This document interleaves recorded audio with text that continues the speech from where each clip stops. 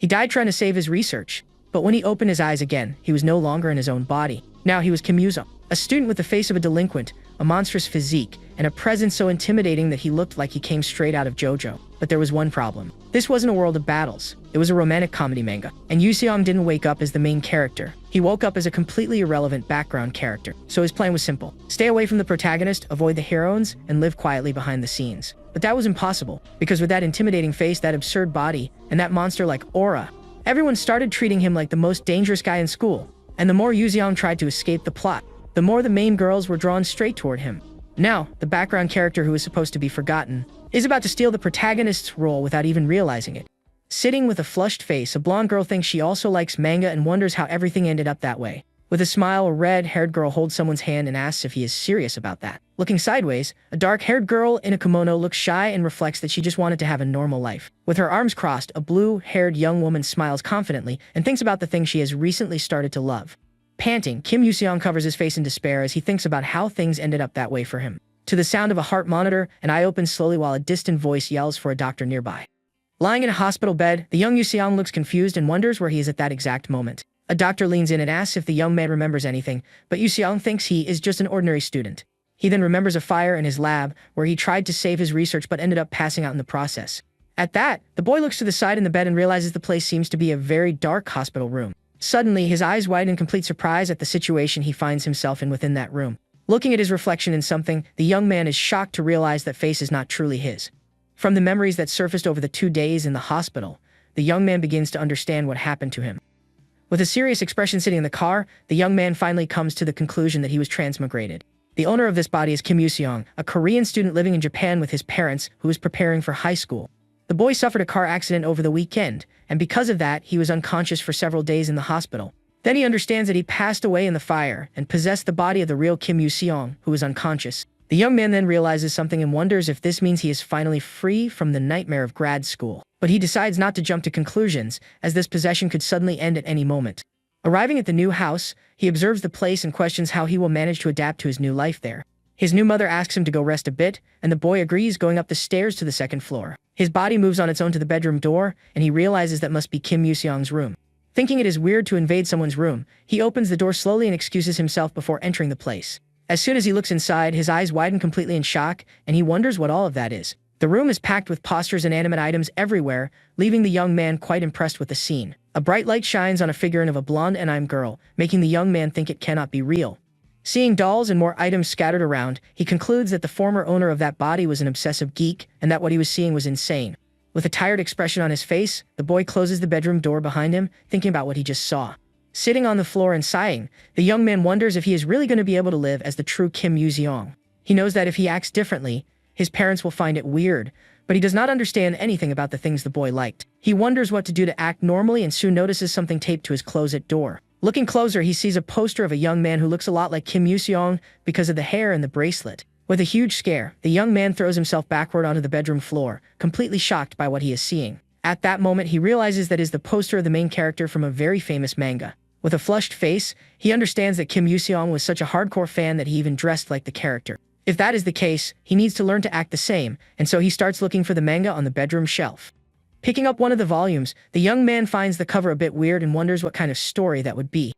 But as he holds the book, he begins to feel like he has seen a character like the one on the cover somewhere else before. He then remembers the manga Scramble Love, a work that was a hit and sold 10 million copies. That manga followed the classic romantic comedy formula, but with a style that greatly pleased fans at the time. However, in the final volume, the author of the work surprised everyone when the protagonist married his childhood friend. Because of this unexpected ending, the entire fan community was furious, and this generated a lot of online discussion. Seeing that the story he picked up seems to be the same type, he decides to start reading to better understand the character. He begins to read and gets so involved with the story that time flies by, and he can no longer stop. Ultimately, he found the story very good and ended up spending the entire night reading the other volumes too. His mother then calls him from downstairs and asks Yoo-seong to take down orders if any customer arrives at the restaurant. He responds in an awkward way, but his mother thinks it is normal, and the young man wonders what kind of life the young Yoo-seong led. Putting on the apron, he thinks that being the son of a barbecue restaurant owner is great for eating a lot. Welcoming the customers, the protagonist gets a surprised expression upon seeing who has just walked in. The young man wonders where he knows those people from while the blonde girl asks the young man not to stray too far from her. With a smile, she says she is going to feed him today, and that is why he will not be able to run away from her no matter what. The girl calls the blonde boy Ryuji, leaving the young man with an expression of someone who is not enjoying the situation very much. Upon hearing the name Ryuji, our protagonist freezes and begins to connect the dots of what is happening. In that instant, a clear image of the manga scramble love appears in his mind, and he finally understands everything. He realizes that the customer in front of him is Sakamoto Ryuji, the main character of that famous manga he remembered. Our hero stands still in shock, processing the information while the couple stares at him without understanding why. Trembling with nerves, he realizes this is not a normal reincarnation and that he has ended up inside a book.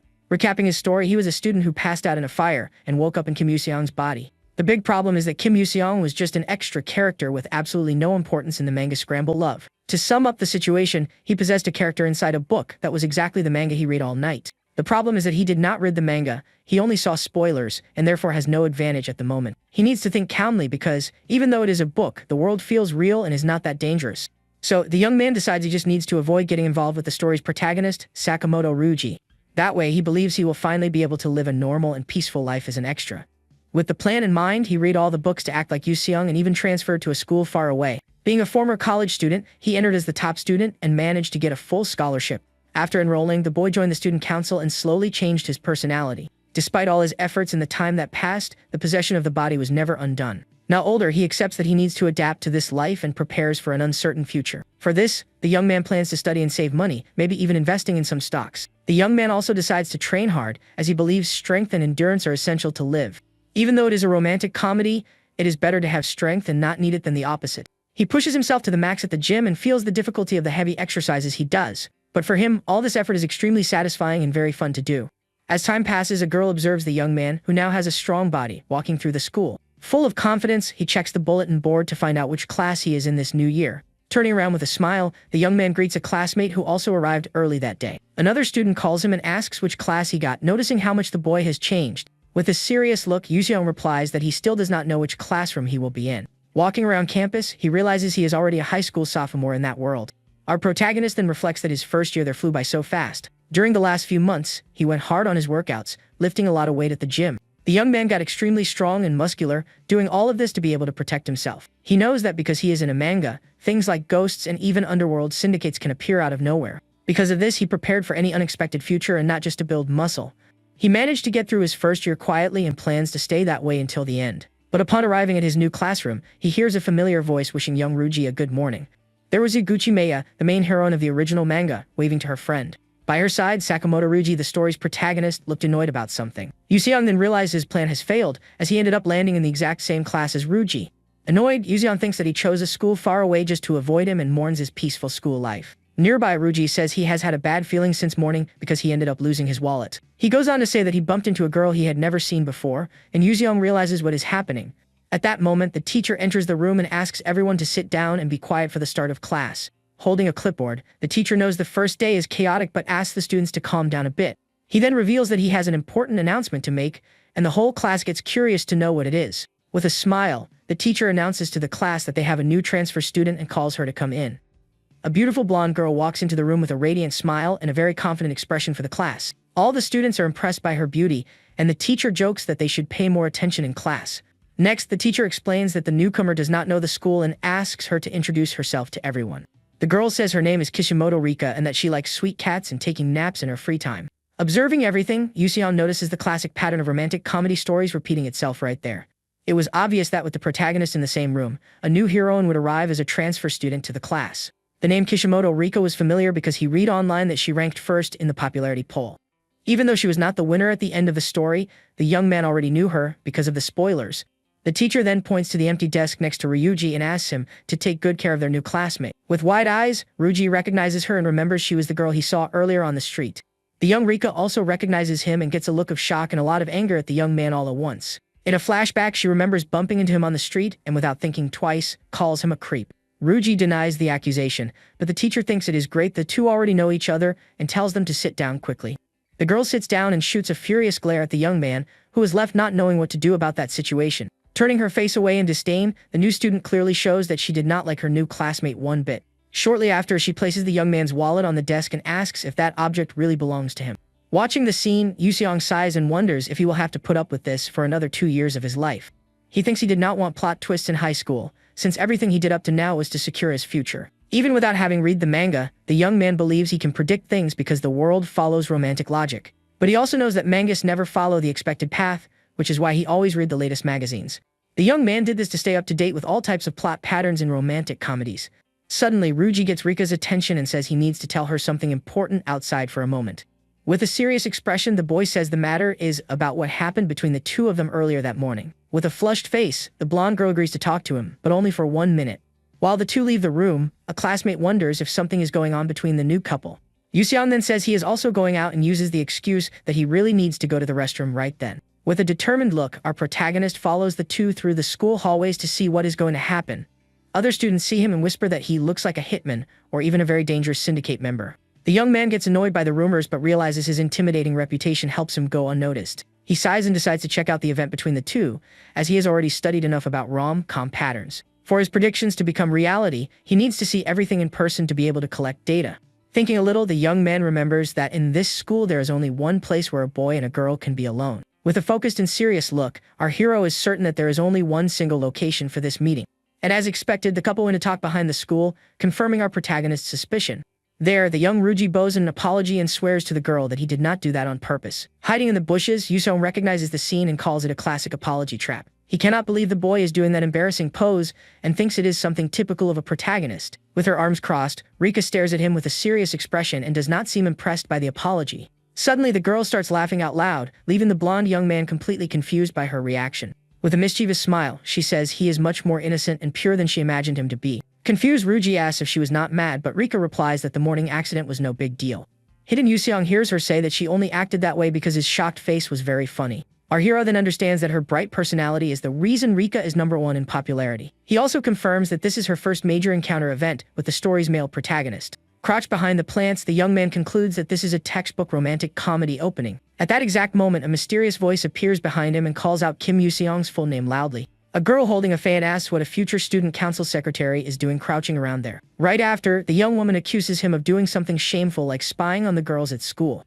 The young lady is Seonji Kumiko, the head of the student council and a character with a classic villain profile. But he knows that in reality, she is a tragic character who merely becomes a rival in the original story. To play it off, Yuseong picks up a tree branch and says he was thinking of using it for decorations in the council room. The girl seems to doubt his excuse and questions the idea of putting something like that in the student council room. Our protagonist stares back at her and thinks that even with the excuse, the situation is still quite complicated. The girl accepts the branch and says she will at least put it in the school staff meeting room. Yuseong says thanks and is surprised that his improvised excuse for the situation actually worked. Next, the young woman asks what brings him there, since she thought he would be very busy at the start of the semester. The young lady reveals that she wanted to have a meal with the council members to build bonds and gave him a chance. With a smile, she tells him to hurry to the cafeteria with her before all the good seats are taken. The young man finds the invitation weird because he knows there is nothing on the menu there that suits her palate. The student council president then says he really does not know her as well as he thinks he does. With a wide smile and bright eyes, she asks if he thinks she does not understand the food and culture of commoners. The girl recalls that she ate a bowl of rice with fried pork at the staff restaurant and had no problems. Yuseong finds her statement impressive since she only eats wagyu beef in the council room and complains about the portion sizes. Awkwardly, the young man informs her that unfortunately, the school cafeteria does not serve the dish she mentioned.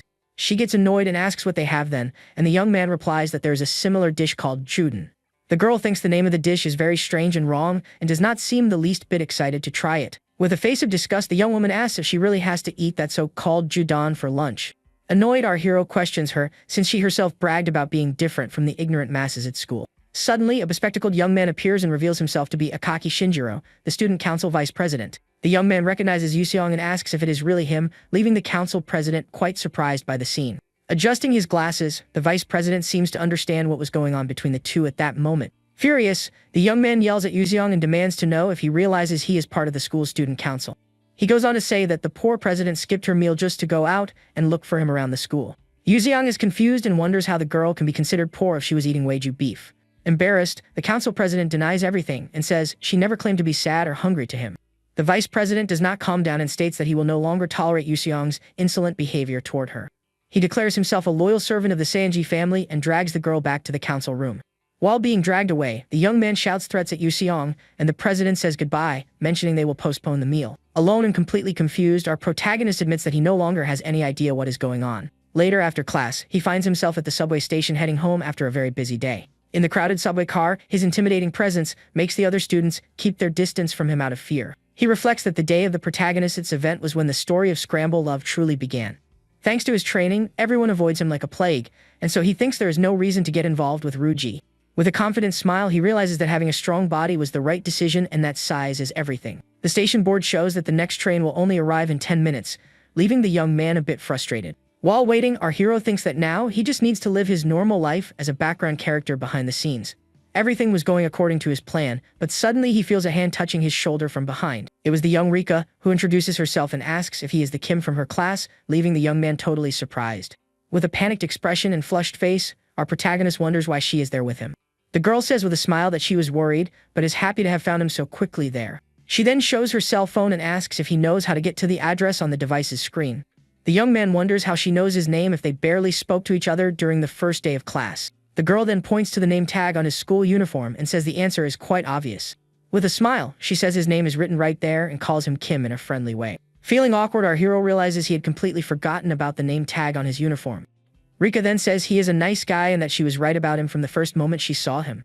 Confused, the young man wonders why she has such a good opinion of him if she barely really knows him. With a drop of sweat running down his face, our hero has absolutely no idea what she is talking about. He then asks how she remembered him and why she thought he was a good person from the start. The girl replies that he was giving off a weird energy in the classroom and that it would be impossible not to notice.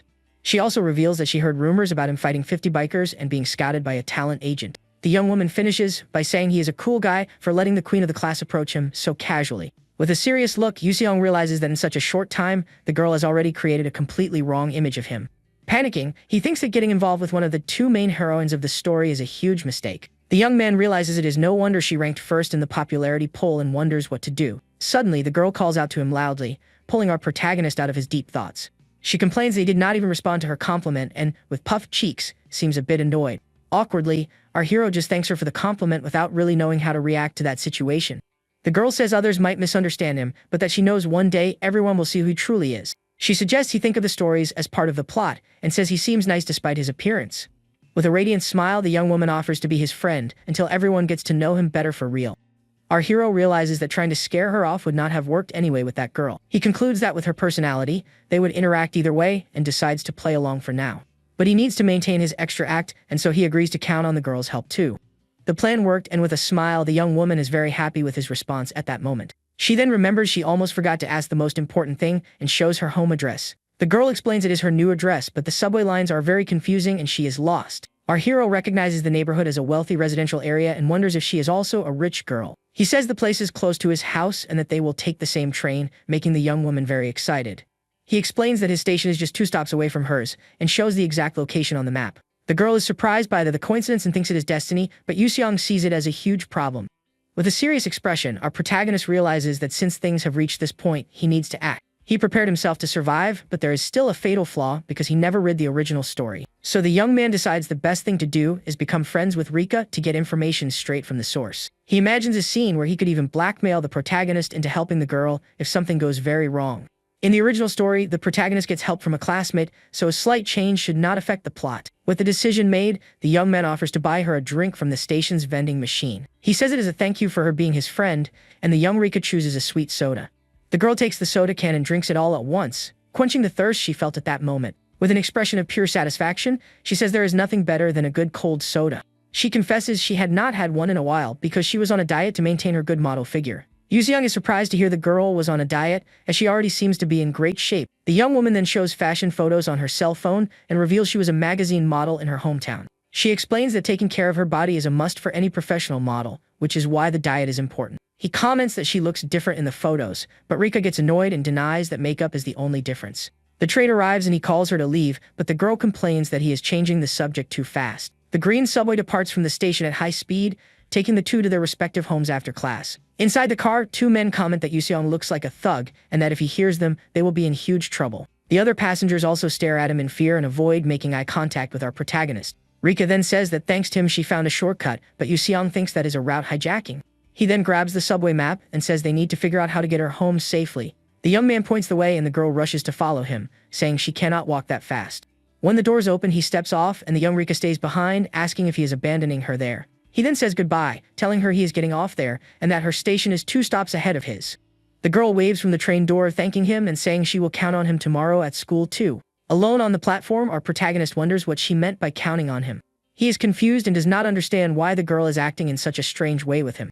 The next day at lunchtime, several excited students invite their friends to go to the cafeteria. But one of the students sadly realizes he ended up forgetting his lunchbox at home that day. Away from the commotion, Yuseong opens his lunchbox, which is full of kimbap prepared by his mother earlier. Using chopsticks, he picks up one of the rolls and gets ready to savor his delicious meal of the day. Suddenly, he hears a familiar voice and sees the young Rika standing in front of him with a shy expression. The girl asks if he has been eating alone every day in that same isolated spot at school. The young man explains that he feels uncomfortable eating in the classroom and therefore prefers to eat lunch alone there. He tells her not to worry and reminds her that she herself said one day everyone would see his true self. Until then, our hero states he just needs to wait quietly, but the girl does not seem to agree with that. The young woman then recognizes the food and asks if she can try a piece, since she had only seen that in dramas. The young man agrees, a bit surprised, and thinks she can change moods very quickly depending on the situation. Rika jokes that he is being funny and asks if she can keep having lunch with him from that day on. He says he cannot bring kimbap every day, but the girl denies that it is just because of the food. The young man then realizes he has gotten closer to Rika, and that her company is not as weird as he thought. The young woman loves the food and asks if his family really owns a Korean restaurant like the rumors say. He says thanks for the compliment, and the girl asks him to tell his mother that she loved the kimbap she ate. The next day, she offers a Japanese omelet in exchange for some of our protagonist's kimbap. The young man accepts the trade and grabs a piece of the omelet the girl prepared for his lunch that day. With a satisfied look, he brings the piece of omelet to his mouth and chews slowly to taste the flavor. Suddenly, his eyes widen in complete shock, and his face turns red from the taste of her food. The omelet was extremely sweet, and he thinks that not even a sugar fanatic could handle that flavor. He asks how much sugar she put in, and Rika replies that she just added what she thought would be right. With a gloomy aura, the young man says eating so much sweet stuff is bad for you, and that next time he will teach her to make it differently. She asks what he uses, and our hero answers that he puts in salt, but the girl finds the idea disgusting. The young Rika says he has weird taste but that it is okay because everyone has their own differences. The two continue arguing about the right seasoning for omelets, creating a very noisy scene in the area. From afar, our protagonist spots the student council president and vice president standing still. With a disgusted expression, the girl seems to be eating something she does not like very much at that moment. She then thinks that heaven might forgive improper relationships between students, but she cannot. As student council president, she angrily declares that she will not allow such behavior at school. Yuseong does not understand and wonders what kind of improper relationship she is talking about now. The vice president approaches and says a boy and a girl eating lunch together in a corner is suspicious. The bespectacled young man continues his lecture, stating that making excuses after getting caught is a shameful attitude.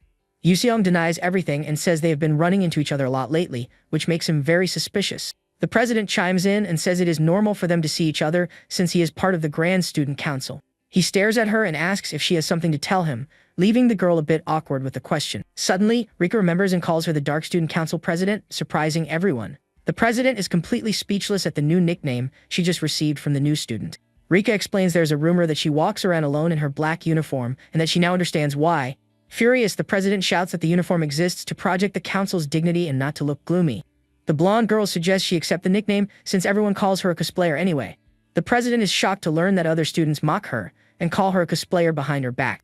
Angrily, the young student leader grabs Rika's hair and swears she will get revenge for that humiliation. She runs away covering her face in shame, and the vice president follows her, worried about what happened. The young man with glasses yells for his lady to wait for him as he desperately runs after her across the courtyard. Rika turns to Yuseong and asks what she did wrong, but he replies that he has absolutely no idea. Later, in the classroom, Rika calls him excitedly and seems to have already forgotten about the incident from earlier. The girl asks why he has not gone home yet if class ended quite a while ago for everyone. He shows the club guide and explains that he was thinking of joining one now that he has more free time. With an excited smile, the young woman suggests they visit some clubs together to try out the activities. He looks thoughtful, and Rika says it is better to try things out than to just sit around thinking about what to do in life. Yuseong agrees with the idea, and the girl excitedly asks which club they should visit first. The young man reveals he plans to visit every club in the school, leaving the young Rika very surprised by the news. With a sinister smile, he says he is doing this because he is curious to know about one thing. Enveloped in an aura of power, he reveals that he wants to test how far his strength can truly take him. Their first stop, then, is the school's soccer club, where he intends to show off his new skills. With a powerful kick, the ball flies at high speed toward the goal right in front. But the ball goes over the crossbar, and the goalkeeper complains that the player's aim is very bad. One of the troublemakers gets annoyed at having missed 5 shots in a row without scoring a single goal. He challenges his friend to try, and the soccer team players get annoyed by the presence of the two there. The other delinquent gets ready to kick and says there is nothing hard about scoring a goal. Suddenly, a mysterious voice grabs the duo's attention, and they turn around to see who is talking to them. They get scared upon recognizing the player approaching them with a very serious expression on his face. The young man says he needs the field and asks if the two mind leaving the place so he can practice. The delinquents are terrified to realize it is Ryohei, the captain of the soccer team. Fearfully, they apologize for the trouble and run off the field to avoid getting into more problems. One of the players thanks the captain, and he replies that it is common to find guys like those around there. The captain then asks about this year's freshmen, and the player answers that no one has stood out yet. The team leader is worried because he really wanted to win nationals, but does not have enough talent on the squad. He believes that if they got a strong freshman, this year's results could be very different. Just thinking about the team's current situation makes the captain very angry, and he grinds his teeth in frustration. The troublemakers who were kicked out think about going back to fight, but one of them gives up the idea. The other accuses him of being scared of the captain and reminds him that his kicks go over 100 kilometers per hour.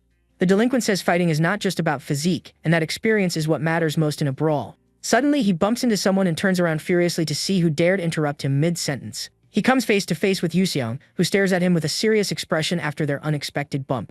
With an intimidating look, our protagonist asks the young man to repeat what he just said. The two delinquents recognize him and are paralyzed with fear by the presence of the feared school student. They scream that he is the heir to the mad dog's fist and run away desperately to save their lives. Yuseong and Rika are confused by the scene and do not understand what just happened to those two. Other students comment that he defeated the troublemakers with just a look and that he is amazing.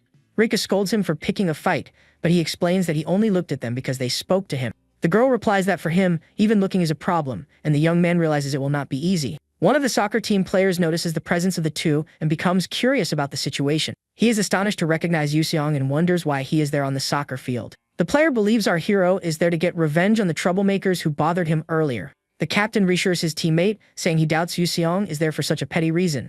The player is still worried because he heard he was forced to join the council and banned from clubs. The captain admits he also heard many bad rumors, but seeing him now, his opinion has changed. He believes Yuseong is not the type to waste time with delinquents, as he is already at a national level. The team leader then approaches and says he has heard a lot about our protagonist around school. He introduces himself as Ryohei, the club captain, and asks what brings him there on that specific day.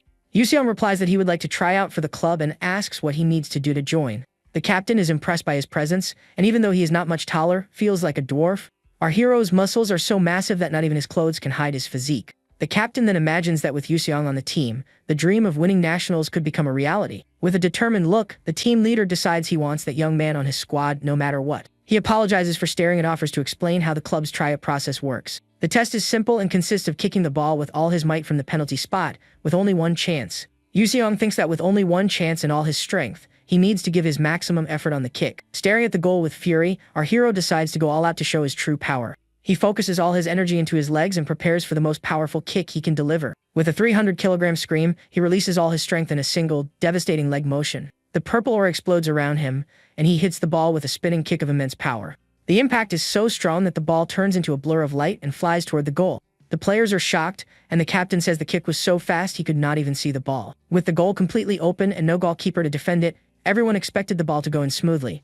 But to everyone's surprise, the ball simply explodes in midair before even getting close to the goal. Shocked, one of the players wonders how a normal soccer ball can pop like that. Yuseong gives up on soccer and asks Rika what other sports clubs are nearby for him to try out. Rika finds the situation amusing and says it feels like they are clearing stages in a video game. The news spreads, and other students wonder if he is going to destroy all the sports teams. Curious to see what happens next, a crowd of students starts following them around the school. A ponytail girl watches the scene and wonders if Kim Yuseong has finally started making his move. At the basketball club, he shatters the backboard with a dunk, leaving everyone present completely shocked. Next, at the baseball club, he hits the ball with so much force that the batter screams in terror. In tennis, he blows a hole in the court, and the players wonder if that is some kind of special power. Rika then crosses off the list all the sports clubs our protagonist has already visited and destroyed. With a victorious smile, the girl celebrates that all the clubs were conquered with a single strike. Yuseong then asks her how many sports clubs are still left for them to visit at the school. With a mischievous smile, the young woman says she understands his curiosity and can answer his question. Adjusting her glasses, Rika prepares to give the answer using all the data she has collected up to that point. She explains that excluding the clubs not offering tryout sessions today, there are still 3 left to visit. The first is the track and field club, which helps build stamina and focus for its members. The second is the swimming club, which improves the cardio and full body strength of those who participate. And the third is the kendo club, which trains the discipline and mental fortitude of its practitioners. In conclusion, the girl states that there are still 3 sports clubs available for tryouts that day. She asks if the explanation was perfect, and the young man says thanks but mentions she did not need to go that far. The young woman then asks where they will go next and offers to guide him anywhere. Yu surprises her with a question about whether she has ever acted besides being a model, making the girl feel awkward. He explains that she seems to be good at acting, but that she can forget the question if she does not want to answer. Embarrassed, the young Rika says it is a bit awkward to talk about that subject with him there. She then admits with a flushed face that she has done something akin to acting in her hometown. The young man is shocked by the revelation and begins to get very bad ideas about the girl's past. He wonders if she has a dark past and if that would not break the genre rules of the story. But he doubts one of the heroines would have that kind of backstory and decides to find out more for his plan. The girl changes the subject and calls him to continue their club tour, reminding him there are still 3 left. From her reaction, our hero realizes it is better not to press the issue, as she would not answer. He then decides the next stop will be the kendo club, and the girl excitedly follows him to the location. A crowd of students is already gathering at the dojo doors, waiting for our protagonist's arrival. When he approaches, everyone shouts that he has arrived, and the news of his visit spreads rapidly. The students comment that he has already destroyed several clubs and that he looks even scarier in person. A girl from the journalism club wants to interview him but says she is too scared to get close. Rika then introduces herself as his manager and says any interviews must go through her first. Yu is surprised by the girl's attitude and realizes the situation is getting weirder and weirder. A ponytail girl watches from afar and thinks he is a delinquent destroying the clubs. But she states that his rampage ends there and introduces herself as Fuma Yukika, the kendo club captain. The crowd goes wild and praises the captain's courage for not backing down in front of our protagonist. Yu says he is only there out of interest in the club and asks her to explain how the tribe process works. With a serious look, the captain replies that she likes his attitude and that she will not go easy on him. She then sets the rule for the fight, saying the first to land a clean hit will be the grand winner. The young woman offers to be his opponent and invites him into the dojo to begin the match. One of the spectators gets excited and yells that the fight between the human weapon and the kendo captain is finally starting. The crowd cheers for the captain and feels sorry for the other clubs still waiting for Yu visit. They believe our hero's reign of terror ends today, but he feels like they are treating him as a villain. Suddenly, the captain shouts for silence and imposes her authority over everyone present in the hallway. The spectators quiet down immediately, afraid of the reaction from the young and powerful kendo club leader. She declares the fight is 1-on-1 and that no one besides the 2 of them may enter the dojo during the bout. With a threatening glare, the young woman warns that if anyone insists on entering, she will fight them first. The students are frightened by the threat and decide to obey her order to avoid trouble. Rika comments that the captain is on a totally different level from the rest, and Yu agrees with her. Our protagonist thinks his new friend is right and that he needs to be very careful with her. He feels the pressure radiating from the captain and realizes she is not an easy opponent to defeat. Yu asks Rika to wait outside, and the girl agrees, wishing him good luck in the match. The captain asks if he is sure he does not need the bogu, but he refuses the protective gear for the fight. He doubts there is equipment his size, and the captain agrees, deciding to fight without armor too. The young man says that is fine, but warns he will not take responsibility if she gets hurt during the match. The young woman finds his remark funny and asks if he truly believes he can hurt her in the fight. Confidently, she states he will not even come close to touching her uniform and tells him to get ready. The 2 clash their bamboo swords in a shockwave of power that echoes throughout the wooden dojo. The captain praises his skills for street punk, but Yu remains unfazed by the comment. She goes on to say he is just a normal guy who worked out a bit, and that means nothing to her. The young woman attacks with a series of fast and precise strikes, but our hero manages to block them all. In a swift motion, she attempts an overhead strike, but he blocks it with his bamboo sword mid-air. With a malicious smile, she calls him a fool and says he cannot break a simple magic circle. The captain then declares the fight ends now and advances to deliver her final blow against him. With a quick movement, our hero spins his bamboo sword in the air and catches it with his hand. He then strikes down at the young woman, while she is still fallen on the floor of the large wooden dojo. The kendo captain feels an immense pressure coming from him and has no idea what it is. The young woman wonders if he spared her on purpose, or if he planned to make her lower her guard for counterattack. She admits she underestimated him and that if she drags the fight on any longer, she will be in real danger. Enveloped by a serpent aura, the captain decides to end it all with her next strike. Using her clan's secret art, she charges forward and shouts that this is the end for Kim Yuzong. But suddenly, an intense flash explodes in front of the young man, who stands still just watching. The flash grows and covers her entire vision as she feels the impact of her powerful attack. The captain cannot believe he managed to use her clan's secret technique, which had never failed. With a confident smile, the young woman says his name ends there and prepares to celebrate. However, a blinding light explodes on her chest, and the girl screams in pain from the impact. Confused, she wonders what just hit her, and if it was some kind of killing intent aura. But she quickly dismisses the idea because she felt nothing resembling an aura coming from her opponent. Looking at her bamboo sword, the young kendo club captain notices something strange. With her face full of shock and sweat, the girl begins to understand what really happened there. Yuseon then realizes that his muscle strengthening skill has leveled up to level 4. The next morning, the students talk about how Yusong defeated all the sports clubs. A student says she heard the kendo club had it the worst and that the captain and Yukiko went to the hospital. Other students comment that he did this to take over the school and be number 1 in the hierarchy. Our protagonist thinks the rumors have gone too far and that he did not expect to be so strong. At least Ryuji has not changed his behavior, perhaps because he cannot stray from the main storyline. Yuseong thinks everything is fine because Ryuji has his life and he has his own, and greets Rika. At that moment, a red-haired girl bursts into the classroom shouting Sakamoto Ryuji's name for him to come out. The students are confused, and one explains that she is Tojo Karen from the school's kendo club. Ryuji asks who she is and why she is looking for him so aggressively like that. The young woman then accuses him of hurting the club's freshmen because she visited them at the hospital yesterday. The young man says it is a misunderstanding, but she yells that he is denying it after hurting her friends. Suddenly, a brown-haired girl steps in front of Ryuji and asks the young woman to wait. The brown-haired girl states that the fault lies with the kendo club freshman and not Ryuji. The girl explains that the kendo students took her into an alley and Ryuji saved her from danger. She then asks the red-haired young woman if she still believes it is entirely Ryuji's fault. The brown-haired girl tells her to go back and get her kendo club freshman in line.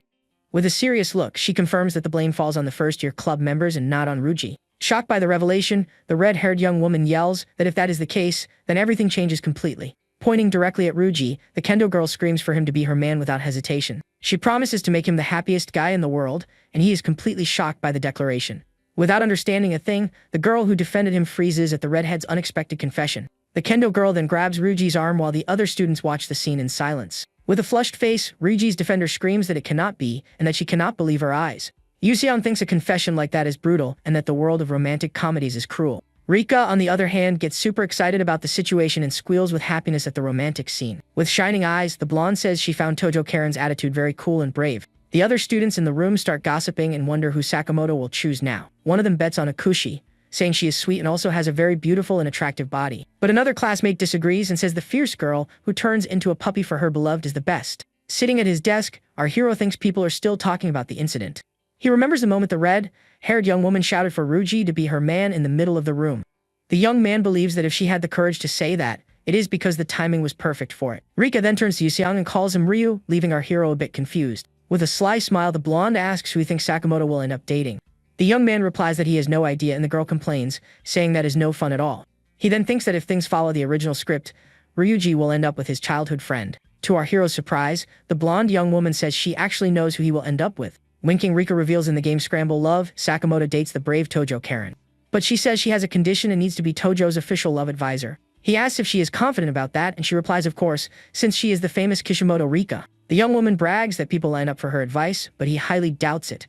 Annoyed, the blonde says the problem is she knows she is good at it, and he does not get the hype. With a cute face, the young woman asks him to pay a little more attention to her sometimes too. Stammering and not knowing what to say, our hero is left completely speechless by the girl's request. The next day, he sees Tojo Karen sitting alone in the classroom and wonders what she is doing there. A classmate greets him and asks what Tojo is doing in their class, mentioning he heard a rumor. He says the young woman wants to buy Sakamoto a meal as a formal apology. The friend whispers that a weekend meal is basically a date, and Yuseong agrees in shock. Then the classmate asks if our hero heard the other rumor, that she is the daughter of someone important. The rumor says Tojo Karen is actually the daughter of the boss of the famous Daosei Kai organization. Yuseong is stunned to learn that it is an underworld syndicate group that rules the Kanto region. Without much emotion, the young man says it is crazy, but his friend notes he does not look convinced. Yuseong explains that even if it is true, it changes nothing since she did not harm them. Impressed, the classmate says he feels like calling him boss, but the young man finds that weird. Suddenly, the protagonist remembers that they are already inside a manga world. Thinking about that, he concludes the story about the mob boss's daughter might be completely real here. Tojo insists Sakamoto set the date for dinner, while Yuseong thinks this is not his problem. Unexpectedly, Akushi appears and yells for the redhead to stop immediately, saying enough is enough. She says Ryuji is uncomfortable, but Tojo replies that the matter has nothing to do with her. Crying, the other students lament that only Sakamoto is popular, and Yuseong wonders if that is a good thing. Tojo's advances continued, and she even interrupted class to ask Sakamoto out to her dinner. With fury in her eyes, the girl even storms in the boys' locker room screaming that she finally found him. Running down the hallway, she shouts that he's going to eat with her this weekend no matter what. Exhausted and almost crying, Sakamoto just yells her name and begs the young woman to stop. Changing scenes, Rika asks Yuseong what he is going to do during the Golden Week holiday. He replies nothing special, and that he will probably just help out at his family's restaurant. The blonde then invites him to her house if he has free time, surprising our hero. Rika remembers he likes manga and says they have a huge collection at her place. Excited, she tells him her dad collected enough to fill an entire bookstore. The protagonist says he will definitely call when he gets a chance, and she says she will talk to her dad. Yawning a little, the young woman seems to have a new idea and looks thoughtful for a moment. Yuseong comments that she is quite thin but eats more than she looks, and she says that is normal. The girl explains she does not gain weight easily and needs a good lunch, so she will not snack all afternoon. With a confident smile, the girl reveals that everything she eats goes straight to a certain part of her body. Completely shocked and sweating cold, Kim Yoo-seong wonders if she is talking about what he imagines. The blonde then calls him a creep, and the protagonist realizes it was all just a trap set by her. At that moment, a red-haired boy comes to their table and asks about someone named Tokyo. Rika sees this as her big chance while Yoo-seong panics, trying to make her stop. The red-haired boy then asks the girl if she is someone named Tojo Karen, and she looks confused. Rika asks who he is, and the young man introduces himself as Kishimoto Rika, making the situation awkward. She says she noticed he looked worried and offers to help, surprising the redhead. The boy is speechless and starts to stammer as the blonde approaches him with a curious look. He finally reveals that he heard Rika is very good at giving relationship advice. Rika explains it would be weird not to notice since he comes to their classroom every break just to see Sakamoto. Embarrassed, the boy called Ryuji covers her mouth and tells her to be quiet so no one hears. Covering her mouth, she says the timing is perfect because she also wanted to talk to him about it. The young woman reveals she also wanted some relationship advice for him, leaving the redhead speechless. Changing scenes, Yoo-seong walks alone at sunset thinking about how Kishimoto is having fun. He remembers her excitedly suggesting they all meet after school for a serious talk. Thoughtful, he notes something seems off because in the original story it was a 4-person romance. Our hero decides to stop overthinking and focuses on his main goal, which is working out at the gym. Arriving there, he sees everyone training hard and making a lot of noise, which leaves him quite confused. While wondering why the place is so loud, a familiar voice calls his name. Surprised, he turns around and recognizes the person, commenting that it is a huge coincidence running into her there. In his thoughts, the protagonist tries to recall the name of the girl in front of him, which is Fuma Yukika. Turning to her, the young man confirms out loud if she really is Fuma Yukika from his school. The girl explains that the club practice was not enough and that she did not know he trained there too. With an awkward smile, Yoo-seong notices that the other guys at the gym got excited by her presence. Looking at the girl, he thinks to himself that at the end of the day, she is actually very pretty. Yoo-seong comments he did not know she lived nearby, and Fuma replies she moved recently. The news of her move surprises him, but he soon thinks that it is simply perfect. Right after, the gym manager named Nakayama Yujiro approaches and asks Kim for a favor. The manager says since they are schoolmates, it would be best if Yoo-seong taught the newbie everything. Whispering in his ear, the manager says he thinks the girl came because she likes him and wishes him luck. Yoo-seong then tells Yukika to just watch since it is her first day and thinks the manager got it all wrong. In front of them, a massive gym weight rests on the rack waiting for the workout to begin. The older man says they will start light with 220 kilograms, leaving the girl amazed. He reassures her, saying that in 20 years on the job, he has never seen a monster like that young man. Firmly, the protagonist grips the metal bar as his leg muscles tense tightly. Without any difficulty, Kim Yoo-seong lifts the weight over his head, performing a perfect squat. The manager comments that it was too easy for him and decides to increase the load to 270 kilograms. At the end of the exercise, Fuma watches in awe that he managed to do 5 full sets like that. Giving a thumbs up, the man says he warned her the kid was a monster, and she thinks it looks like self-torture. Yukika admits that is not a student's physique, and that he is the legendary anomaly from the rumors. A purple aura explodes around Yoo-seong, and the girl is sure he possesses the extreme yang physique. The purple energy continues to flow from the boy's body, while the name of his ability echoes in her mind. Ancient legends show that great heroes of history and myth possessed this special constitution. She then remembers the fight they had and understands that this power does not come just from working out. With a determined look, the young woman decides that for now, she needs to report what she found out to that person. Changing settings, a beautiful traditional Japanese house is shown in the sunlight of a sunny day. Right at the entrance, a man welcomes the young lady, who is actually the red-haired boy. Worried, Yoo-seong wonders if Tojo's family is really from the syndicate and why Rika does not seem surprised. He thinks that as someone from another world, he will never get used to these bizarre situations. Suddenly, a large man stares at the protagonist, completely shocked by the young man's size. Pointing at him, the man accuses him of being a spy and tells the young lady to step away because he is dangerous. The redhead gets annoyed and says it is rude because they came all the way there to help him. Another voice then apologizes for his men's behavior, admitting they crossed the line. Already wearing an apron, the protagonist says it is okay because he's used to being misunderstood. Yoo-seong thanks them for the invitation but says he will not be of much help, and Rika counters that his opinion is needed. The blonde encourages Miss Tujo to start cooking to win Sakamoto's heart. Flashing a peace sign, Rika declares herself the love expert and tells them to trust her. Feeling second-hand embarrassment, the hero wonders how she is not ashamed to talk about herself like that. Excited, the girl yells for everyone to start cooking, and they join together in a gesture of unity. With a proud look, the red-haired boy holds the finished lunchbox and exclaims that he is finally done. Thrilled, he shows off his first handmade lunchbox while the blonde claps and congratulates him. A little earlier, Yoo-seong warned him about the fire, but the boy thought high heat was better and burned everything. Tired, the protagonist thinks that even for a beginner the journey was hard, and this is what cooking in a rom-com is like. Rika says the smell of food made her hungry, and Kim Yoo-seong offers to whip up dinner quickly. With a determined look, our hero turns his head and tells her to leave everything to him. In an instant, huge flames shoot out of the pan as he cooks with incredible skill. Completely impressed, the blonde and the red-haired boy watch the scene, unable to believe their eyes. He then announces it is ready and serves a dish that looks delicious, leaving everyone amazed. The two start eating excitedly and say the food is simply incredible and delicious. The girl asks how long he's been cooking so well, and the young man thinks it was when he started packing his lunch. He remembers his mom waking up at dawn to prepare everything, and he felt bad seeing her tired. At first it was hard, but over time he got the hang of it, and Rika is moved by his story. The young man asks who makes her food, and Rika replies it is her mom, with lots of love, of course. Suddenly, the blonde remembers she has something for Tojo, and the boy gets confused wondering what it is. She hands him a present and says she went to a cosmetics store and bought everything he will need. The young woman also hands him a note with a skincare routine, and he thanks her awkwardly. Next, Rika says they are going to buy clothes, and the red-haired boy wonders if he really needs that. She explains that his normal style is a little, and the boy tenses up waiting for the rest of the sentence. Without hesitating, the girl finishes by saying his style looks like an old man's, shocking him. Yuseong thinks Rika is very blunt, and Tojo promises to work hard on makeup to get the date. Happy with his spirit, the blonde says she will do his makeup now and asks Yuseong to wait there. The young man asks if he should wait alone, and she says of course, because watching the transformation is a crime. Excited, the girl then pulls the embarrassed boy into another room, while the protagonist stays behind. Alone, our hero is confused because she had just said a man's opinion was important. Already nighttime, our hero walks down a busy street and thinks the day was actually quite fun. Alongside Rika, he truly hopes Tojo succeeds on her date with Sakamoto. He then asks if they can stop at a convenience store to buy a manga magazine. Rika asks if he buys it every week and mentions her dad, says there are no bad people among those who love manga. He asks if she buys it too, and the girl says yes, wanting to know if that makes her a good person. Thoughtful, he replies yes and that she is definitely a good person, leaving the young woman very surprised. He explains that in his opinion, anyone who works so hard for someone else like she did for Tojo is a good person. Hearing that, the girl's face turns red and she becomes completely flustered by the unexpected compliment. Embarrassed, she screams that it is getting late and runs out of the store saying she is going to pay and head out first.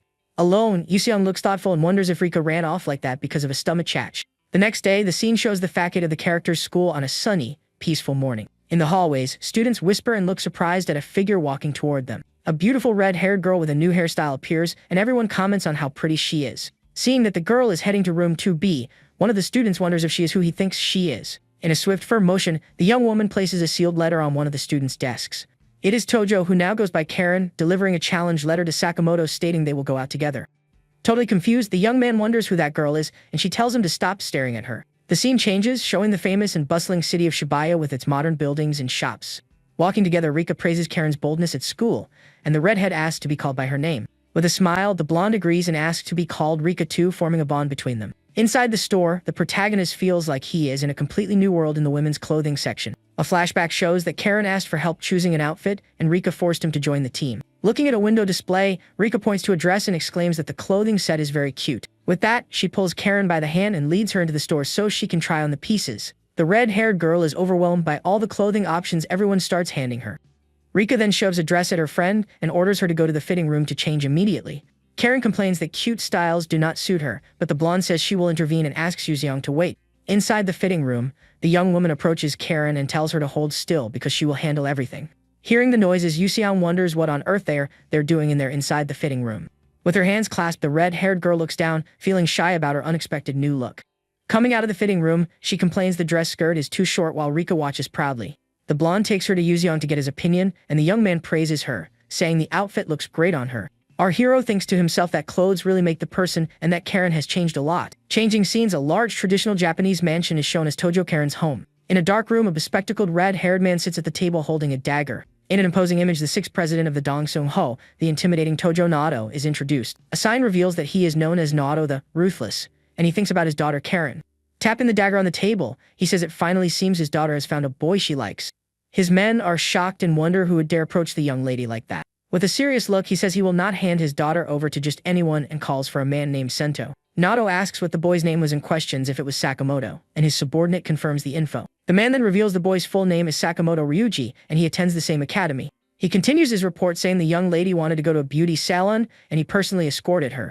Showing his phone, he reveals several purchases at clothing stores popped up on her card statement.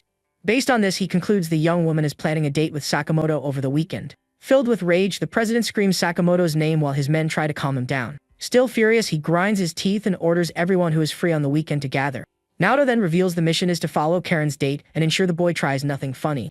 All the men shout in unison saying yes, and the president and 8 executives prepare for the mission. Changing scenes, a diner's sign is shown in a brightly lit and well-organized setting. Rika sits at a table with snacks, looking completely exhausted after a day of shopping. Even saying she has no strength left to chew, she eats non-stop, and Yuseong notes she seems fine. Karen thanks Rika for everything, and the blonde replies that is what true friends are for. The red-haired young woman says Rika has always been there to help her, and that she had a lot of fun shopping. Karen asks if one burger is enough for Yuseong, but he says he is fine because he prefers rice. She insists he order more if he wants because it is the least she can do after all the help. Eating his snack, he thinks he used to view her as a delinquent, but now sees her as someone caring. Concluding that you should not judge by appearances, Karen asks why he is staring at her. She gets awkward at his joke, and Rika changes the subject, asking about the date's itinerary. The redhead says yes and that she planned to go to a cafe, then the movies, and finally out for dinner. With a sudden yell, the blonde calls her way too naive, leaving the girl completely confused. Rika explains she cannot win someone over doing the same thing everyone does and suggests a new place. Showing her phone, she reveals a photo of an aquarium, and Karen is surprised by the unexpected suggestion. Excited, Rika describes the glowing waves, the fish, and corals dancing in a peaceful setting. She finishes by saying the lighting is perfect for talking and deepening feelings. Rika dubs herself a romance expert, and Karen decides to trust her to go to the aquarium. Once everything is settled, they say goodbye to Karen, wishing her good luck on her date the next day. The red-haired girl thanks them and tells them to get home safely while waving. With smiles on their faces, our protagonist and his friend wave goodbye to Karen. Rika then asks the young man what he is doing tomorrow, and the boy replies he is reading manga at home. Excitedly, the girl invites him to follow Karen, and Yuseong wonders if he doesn't have a right to his weekend. She says they are comrades and need to ensure Karen's happiness, and the tired hero ends up agreeing. With a high five, the young woman celebrates forming their duo and calls him her great partner. Changing scenes, a child points at a man's weird hair, and the mother scolds her. The man is Karen's dad, observing the spot where his daughter will have her first romantic date. At that moment, Sakamoto arrives, apologizing for being late and asking if she waited long. With a smile, the girl says she just got there, and that he does not need to worry about it.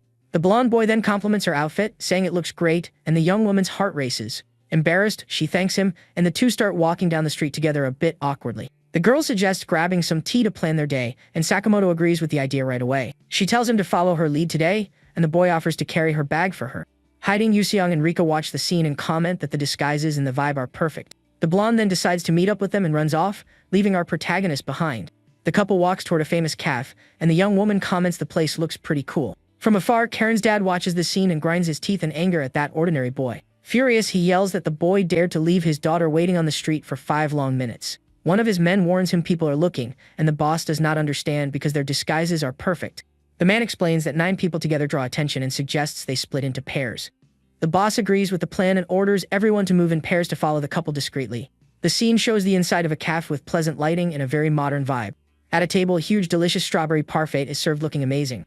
Yuseong asks Rika if she will be able to eat all that, reminding her they should be following the couple. With a smile, the girl asks if he cannot even finish a whole parfait, and he is left confused.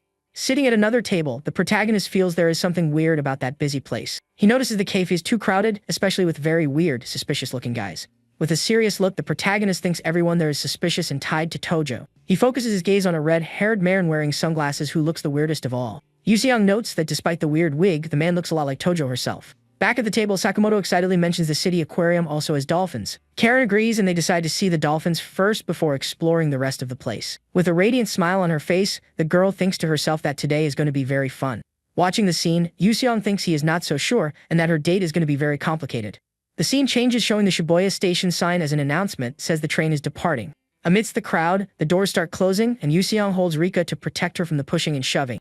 People keep pushing, and the girl tells them to stop because she is being crushed in the crowd. Thinking out loud, she complains she did not know the subway would be so packed at that time of day. Rika then realizes she is very close to the young man and feels awkward about the unexpected situation. He says it is a bit crowded but they will arrive soon and asks her to hold on just a little longer. When the doors open, a crowd of people invades the car, pushing everyone inside. Worried about losing sight of her in the chaos, the protagonist holds her hand tightly. Pulling her by the hand, he clears a path through the crowd and guides her safely off the train. Once on the platform, the two breathe a sigh of relief for managing to get out of the packed car. The young woman asks him to let go of her hand, and the young man apologizes awkwardly for the situation. He slowly lets go of her hand while a romantic vibe begins to build between them. With her heart racing, Rika whispers to herself that next time he should be gentler. Without understanding what she meant, the young man simply nods and wonders about a next time. When they look at the street, they realize they missed the light, and the couple has already crossed the road. Yuseong says since their destination is the aquarium, they should just go straight there and meet them. Arriving at the entrance, they face a crowd, and the protagonist complains about the number of people. In the distance, one of the men in black complains they should have driven to avoid the mess. Yuseong recognizes the men he saw at Tojo's mansion and understands what is happening there. Worried, he thinks he needs to be careful not to be recognized by them in the crowd. One of the men points at Yuseong and calls him a suspect, but his boss recognizes him as the young lady's friend. He remembers the two visited the mansion days ago to help the young lady prepare for the date. The boss then figures they are there out of concern for their friend and not with bad intentions. Since they lost sight of the young lady, they decide the best option is to follow her friends. With a determined expression, the group's boss gives the order for everyone to start moving.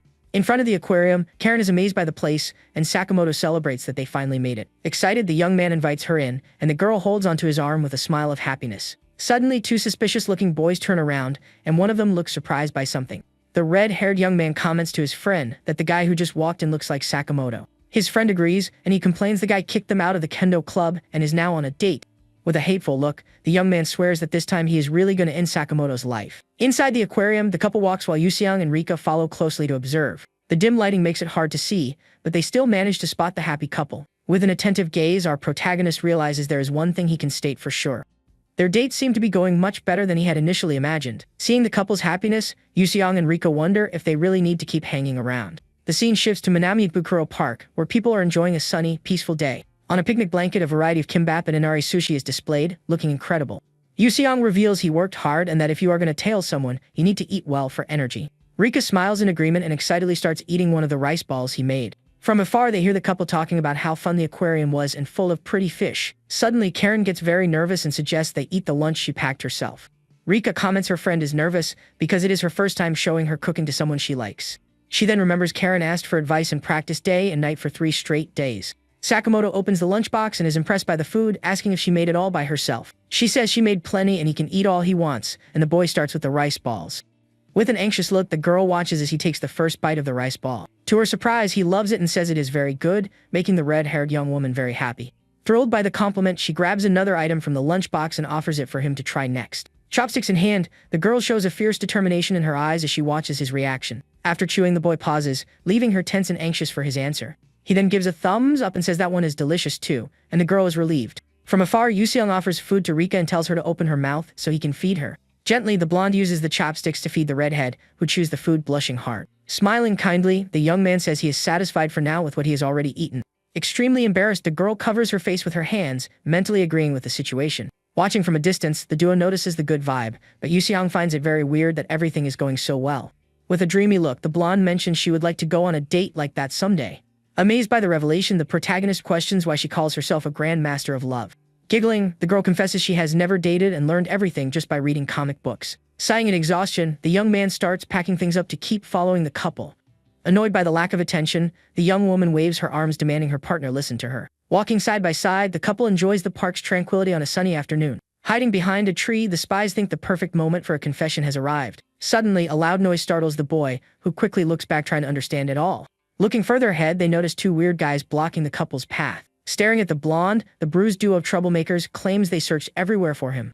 Mocking the situation, the bullies accuse the young man of always stealing the girls they are interested in. Worried, the blonde considers calling the cops, but the protagonist warns the guards would take too long. Stepping in front of the redhead, the blonde gets furious at the guy's audacity to bother them again. Watching everything seriously, our hero recognizes the brawlers as the freshmen kicked out of the kendo club. At that, he recalls a story about how the blonde saved another student from the clutches of those exact bullies. Outraged, the troublemakers blame the couple for their expulsion from the club and losing privileges there. Overcome with extreme anger, the red-haired girl insults the 2 bruised boys. Pointing her finger in their faces, the young woman states that their ridiculous behavior was the real reason for the expulsion. Surprised by the scolding, the guy in the beanie finally recognizes the senior behind all that makeup. Giving an ironic laugh, the guy in the neck brace mocks the delicate, feminine look she adopted. Staring at the rivals furiously, the blonde keeps protecting his friend while hearing the worst insults. Furious at the disgusting insults aimed at her, the young man demands the 2 shut their mouths right away. Slowly, a giant man steps behind the duo, proving the troublemakers brought backup. Very relieved by the reinforcements' arrival, the bullies ask their older brother for help. With an evil smile, the muscular blonde man stares at the couple, wanting to avenge his boys. Showing an intimidating posture, the big guy listens to his goons praise his dark fighting past. Putting the redhead behind him, the blonde tells her to run because he is the target, but the girl refuses to leave him alone.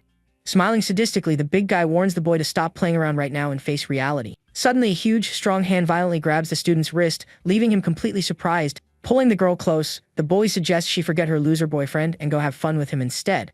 Desperate, the young man screams his friend's name while the man tells him he is in the way. Without mercy, the big guy lands a hard punch to the blonde's stomach, demanding he get out of there once and for all. Watching from afar, our hero gets furious at the scene and asks his partner to wait right there. Held by the giant thug, the redhead screams her beloved's name in pure terror, fearing for his safety. Followed on the ground, the student caws in pain while the big guy laughs and warns he is taking his girlfriend away. Promising to give the girl lots of love, the bully suddenly feels a dark, heavy presence right behind him. Staring at the giant with glowing purple eyes, the protagonist steps close, leaving the thug very confused by the intrusion. Quickly, the hooded boy grabs the man's wrist with extreme force, making him scream in pain and let the girl go. Throwing the guy back easily, the hero scares the other troublemakers who watch the scene in shock. Radiating an intimidating aura, the young man warns he will not repeat himself for him to get his dirty hands off his friend. Confused and in pain, the man wonders where the boy came from while his allies scream and run to help him. Taken over by fury, the bully insults the boy for the surprise attack and challenges him to a fair fight with no tricks. Keeping a firm stance, our protagonist surprises a mysterious man watching from afar trying to understand. Analyzing the situation, the unknown leader concludes the boy is just a strong civilian who knows how to fight a little. Walking calmly, the red-haired boss in sunglasses listens to his goon ask if they are not going to interfere. Shortly before that, the same group of suited men was looking for some runaway targets around the park very tensely. Taking off his glasses, the leader says the youths were having lunch nearby but ended up vanishing in the blink of an eye. Returning to the present time, the scene shows again the exact moment the giant with a ponytail grabbed the girl. Annoyed by the aggressor's audacity, the red-haired boss charges forward furious, wondering who gave permission to touch her. Anxious to act, one of the goons asks if they should grab their weapons to fight, but the leader tells everyone to wait. Watching our hero in the middle of the mess, the suited man states they do not need to meddle in a kid's fight. Asking his allies to pay close attention, the boss points out the sinister purple aura radiating from the hooded student. Sweating cold uncontrollably, the grown man notices a suffocating pressure taking over that whole environment. Trembling with fear and with wide eyes, the redhead touches his own face, certain he has felt that power level before. In his mind, he visualizes a Russian ruffian boss surrounded by chains, possessing a devastating and lethal presence. Recalling a casual encounter with the monstrous criminal in the past, the leader guarantees the feeling that day was identical. Shaking in terror, the redhead sees an overwhelming monster that awakens pure fear. Intrigued, the mob leader finds it fascinating to see this exact dark underworld aura coming from young Kim Yuseong. Resolute, the protagonist warns that the original script and the rule of staying in line no longer matter. Stepping firmly toward the enemy, the young man guarantees that from now on he is just going to take out the trash in front of him. From a distance, we see our hero tell the redhead to grab the injured blonde and flee, leaving the fight to him. Very worried, the girl tries to argue, stating she usually does not lose to guys like that. Annoyed by the lack of attention, the bully insults the boy and demands not to be ignored in the middle of a brawl. Charging full force, the big guy throws a fast punch, but the student blocks the attack with total ease and coldness. Celebrating loudly, the duo of goons praises their leader's incredible speed, thinking victory was clear. Smiling confidently, the bully mocks, asking if the hero can even dodge his super heavy blows. Shocked, the enemy notices the young man does not even blink after taking the hits and wonders what kind of endurance that was. Grumbling in anger, the blonde troublemaker preps an extremely fierce surprise attack trying to take down the rival. Landing a clean hit to the hooded boy's face, the guy displays all his absurd strength in a very brutal strike. Watching everything while hiding, the blonde with glasses brings her hands to her face terrified, fearing for her dear friend's life. Desperate at the violent scene, the redhead screams the protagonist's full name, hoping he is okay and in one piece. Backing away scared, the bully shudders noticing the student is still standing, radiating a very macabre aura. Staring at the enemy with a dark look, our hero coldly declares that from this moment on, it is pure self-defense. Sweating cold, the aggressor barely processes the situation, before seeing a very fast fist coming his way suddenly. Throwing a very powerful punch, the young man hits the guy square in the face, sending his body flying from the brute impact. Suffering devastating damage, the bully hears the boy explain that self-defense usually comes down to a single strike. Crashing heavily onto the ground, the big guy is totally defeated while his goons scream for him, completely terrified. Trembling, the accomplices try to wake the leader while Yuseong says he had to bet it all on just one simple punch. Staring at the hero in absolute terror, the three cowards hear him comment that the fight ended up being quite disappointing. Showing a slightly bruised face, the protagonist questions if they know the consequences of laying hands on his friends. Crying on the ground, the injured boy threatens to use his father's influence with the police, but the young man mocks this pathetic attitude. Holding the crybaby's head firmly, our hero warns he is going to fix those bad brains once and for all. Squeezing the troublemaker's skull mercilessly, the young man makes him bawl in pain, while the coward begs for forgiveness, thinking he would die. Tossing the aggressor's body onto the grass, the student discards the cowardly rival like trash without showing any pity. Completely terrified, the goons bow before the victor, begging him to spare their miserable lives.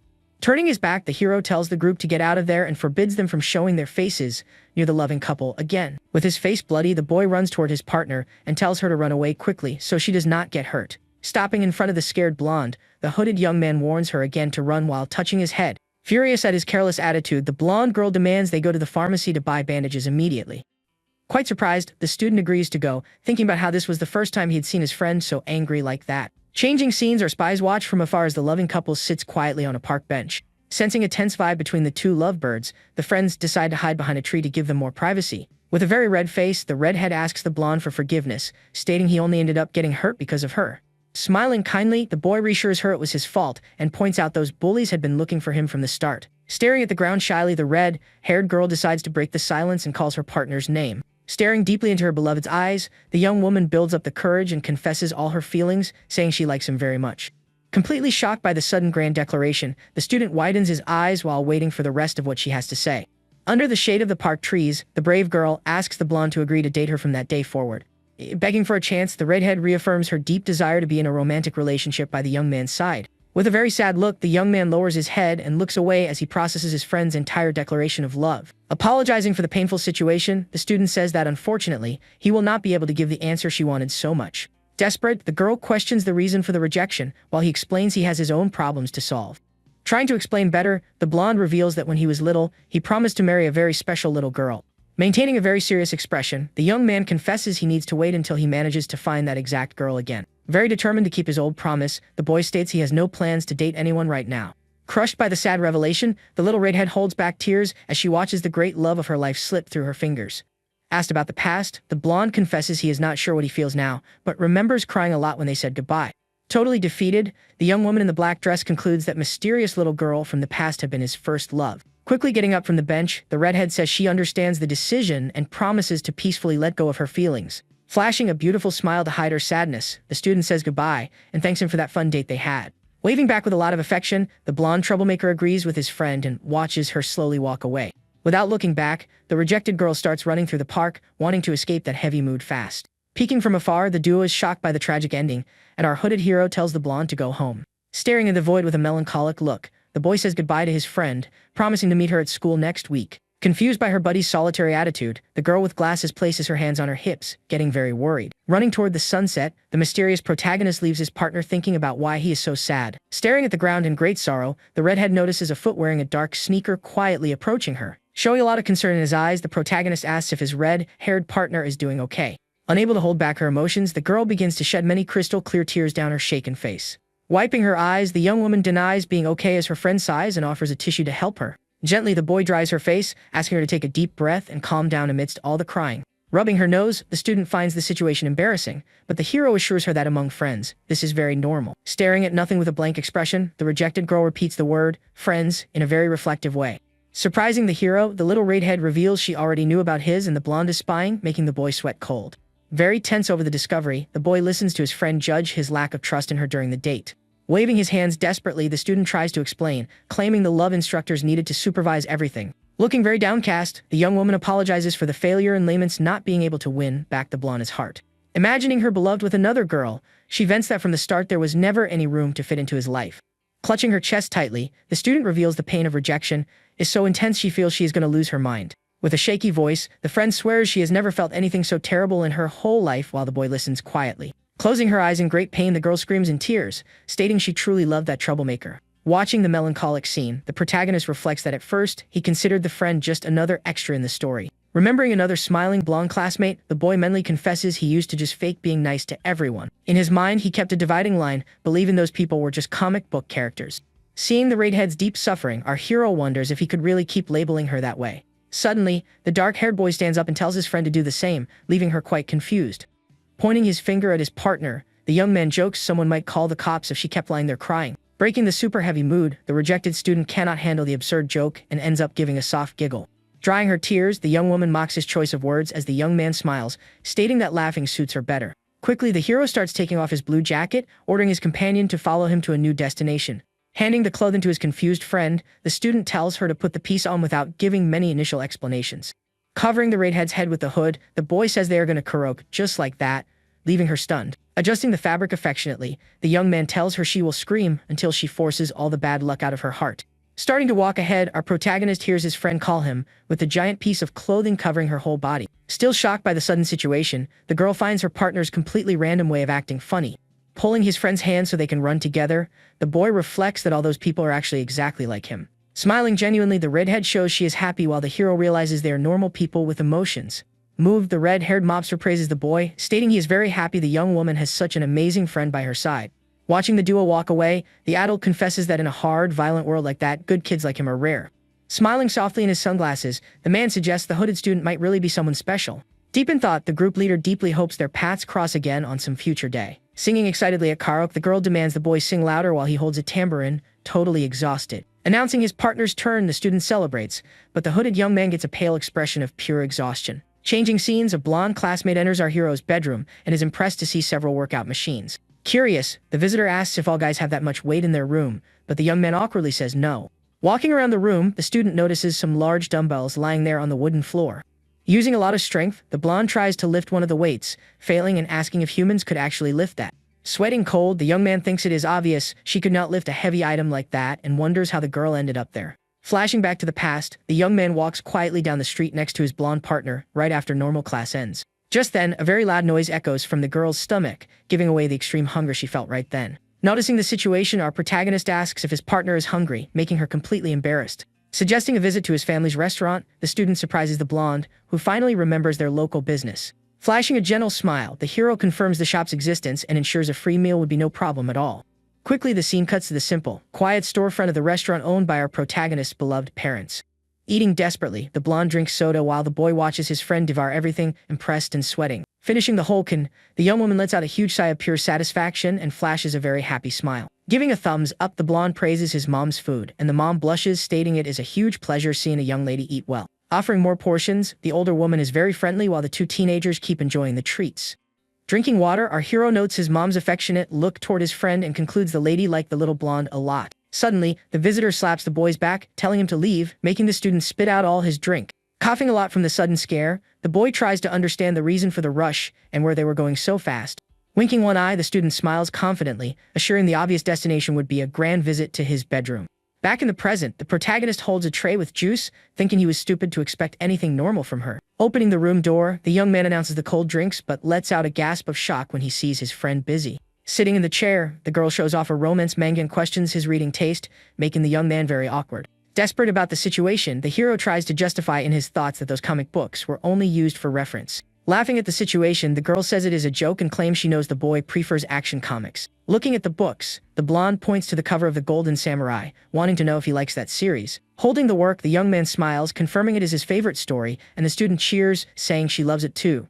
Admiring the details, the little blonde realizes they are the rare first editions, while he says he always rereads them. Staring at the comic with affection, the young man praises the fantastic art and the impactful ending, calling the series a masterpiece.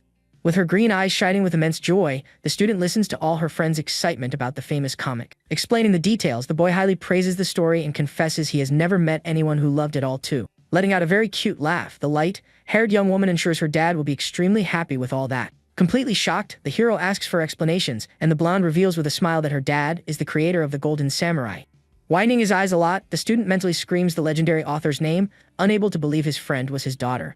Putting the pieces together, the boy starts sweating cold as he notices the young woman's common last name and hair make total sense now. Thinking about the artist's British wife, the young man feels dumb for not noticing such an old cliché right in front of him. Having an internal meltdown, our protagonist panics remembering he was at the living legend's house over the holiday. Grabbing his partner's shoulders, the crazed fan begs the famous author for an autograph, and she accepts the request right away. Crying out of pure emotion, the boy celebrates the big win like a true fan, while his friend promises to introduce the artist. Returning to normal, the dark-haired boy brings up a question, and the visitor raises her arms ready to answer. With his hands clenched, he asks why that comic is her big favorite, since her dad has other hits. Thoughtful, the girl confesses she likes the other works, but says that story won her heart for no special reason. Showing a very sweet smile, the little blonde starts talking about the manga's 5th volume, remembering a striking detail.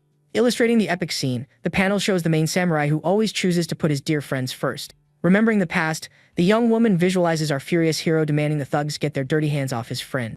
Having another memory, the blonde sees the boy smiling very gently, proving he is someone strong and kind at the same time. Hugging the book very affectionately, the student closes her eyes in happiness, revealing the character reminded her a lot of her friend. Completely shifting focus, the image shows the school's grand, sunny facade during the busy morning of the next day. Walking down the indoor hallways, the boy stops near the student council room and asks about the long weekend. Staring at the young man very seriously, the student with long dark hair confirms the request, reminding him he promised to help her.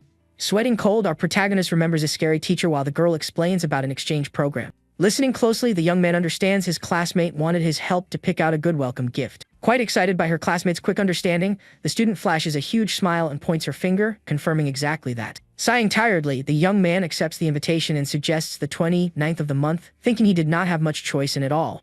Celebrating with a red fan, the girl promises not to forgive him if he breaks the promise, and the boy thinks it is all very fast. Dismissed back to the classroom, the student walks away, finding his classmate's sudden good mood a very bizarre thing. Sighing from exhaustion due to his obligations, the young man decides to ask his blonde friend to postpone their date to the 30th. Entering the classroom, the boy is approached by a friend who curiously asks if he has heard the news. Trying to remember the names, the classmate mentions the famous troublemaker freshman who got kicked out of the sword club. Giggling, the student mentions the rumor about the duo requesting a transfer at the same time and suspects a hidden motive. Smiling subtly at the situation, our hero agrees and guesses they must have secrets they cannot tell.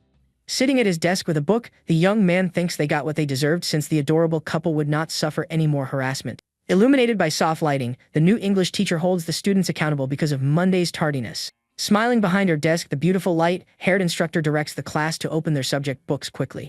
Looking at the erased green chalkboard, the students listen to the educator ask a comparative question about two prices. Nudging his blonde friend's shoulders, our hero whispers that the apple on the left was cheaper than the banana. Holding the school materials, the friendly young woman decides to pick a student using the date of the 24th as a reference. Very tense, the boy with that exact list number sweats cold, fearing he will have to answer something very complex. Suddenly, the order shifts to the student sitting right behind him, leaving the former target relieved and the hooded one in pure panic. Reading the text flawlessly, the hero translates the lines of an English tourist asking for strong recommendations for places in the country. Sweating slightly on her face, the teacher stutters a bit and asks the student to answer the question she just formulated. Thoughtful with a hand on his chin, the young man suggests a tourist region very popular among various foreign visitors. Shaking with a completely blank stare, the educator stares at the student while he wonders why she has such a cold attitude. Clapping her hands, the young woman praises the perfection of that answer, making everyone applaud a very embarrassed protagonist. Uncomfortable with the situation, the boy sits down and concludes that the teaching professionals seem to hate asking that exact question.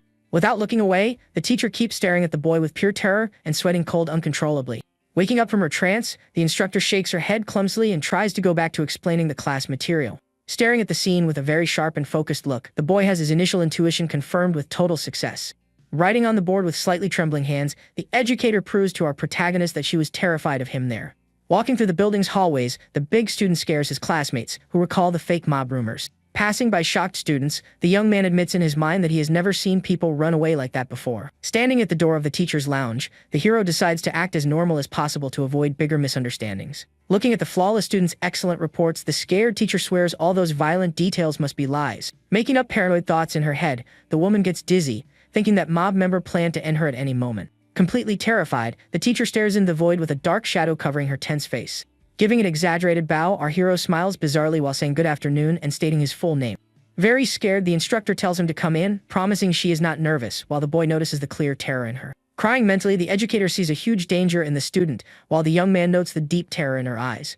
Keeping calm, the protagonist announces he came for career counseling, making the woman let out a soft sigh. Forcing a very gentle smile, the light-haired instructor politely asks him to sit down first. Sitting across from the desk, the student listens to the counselor ask about the plans he has for his future.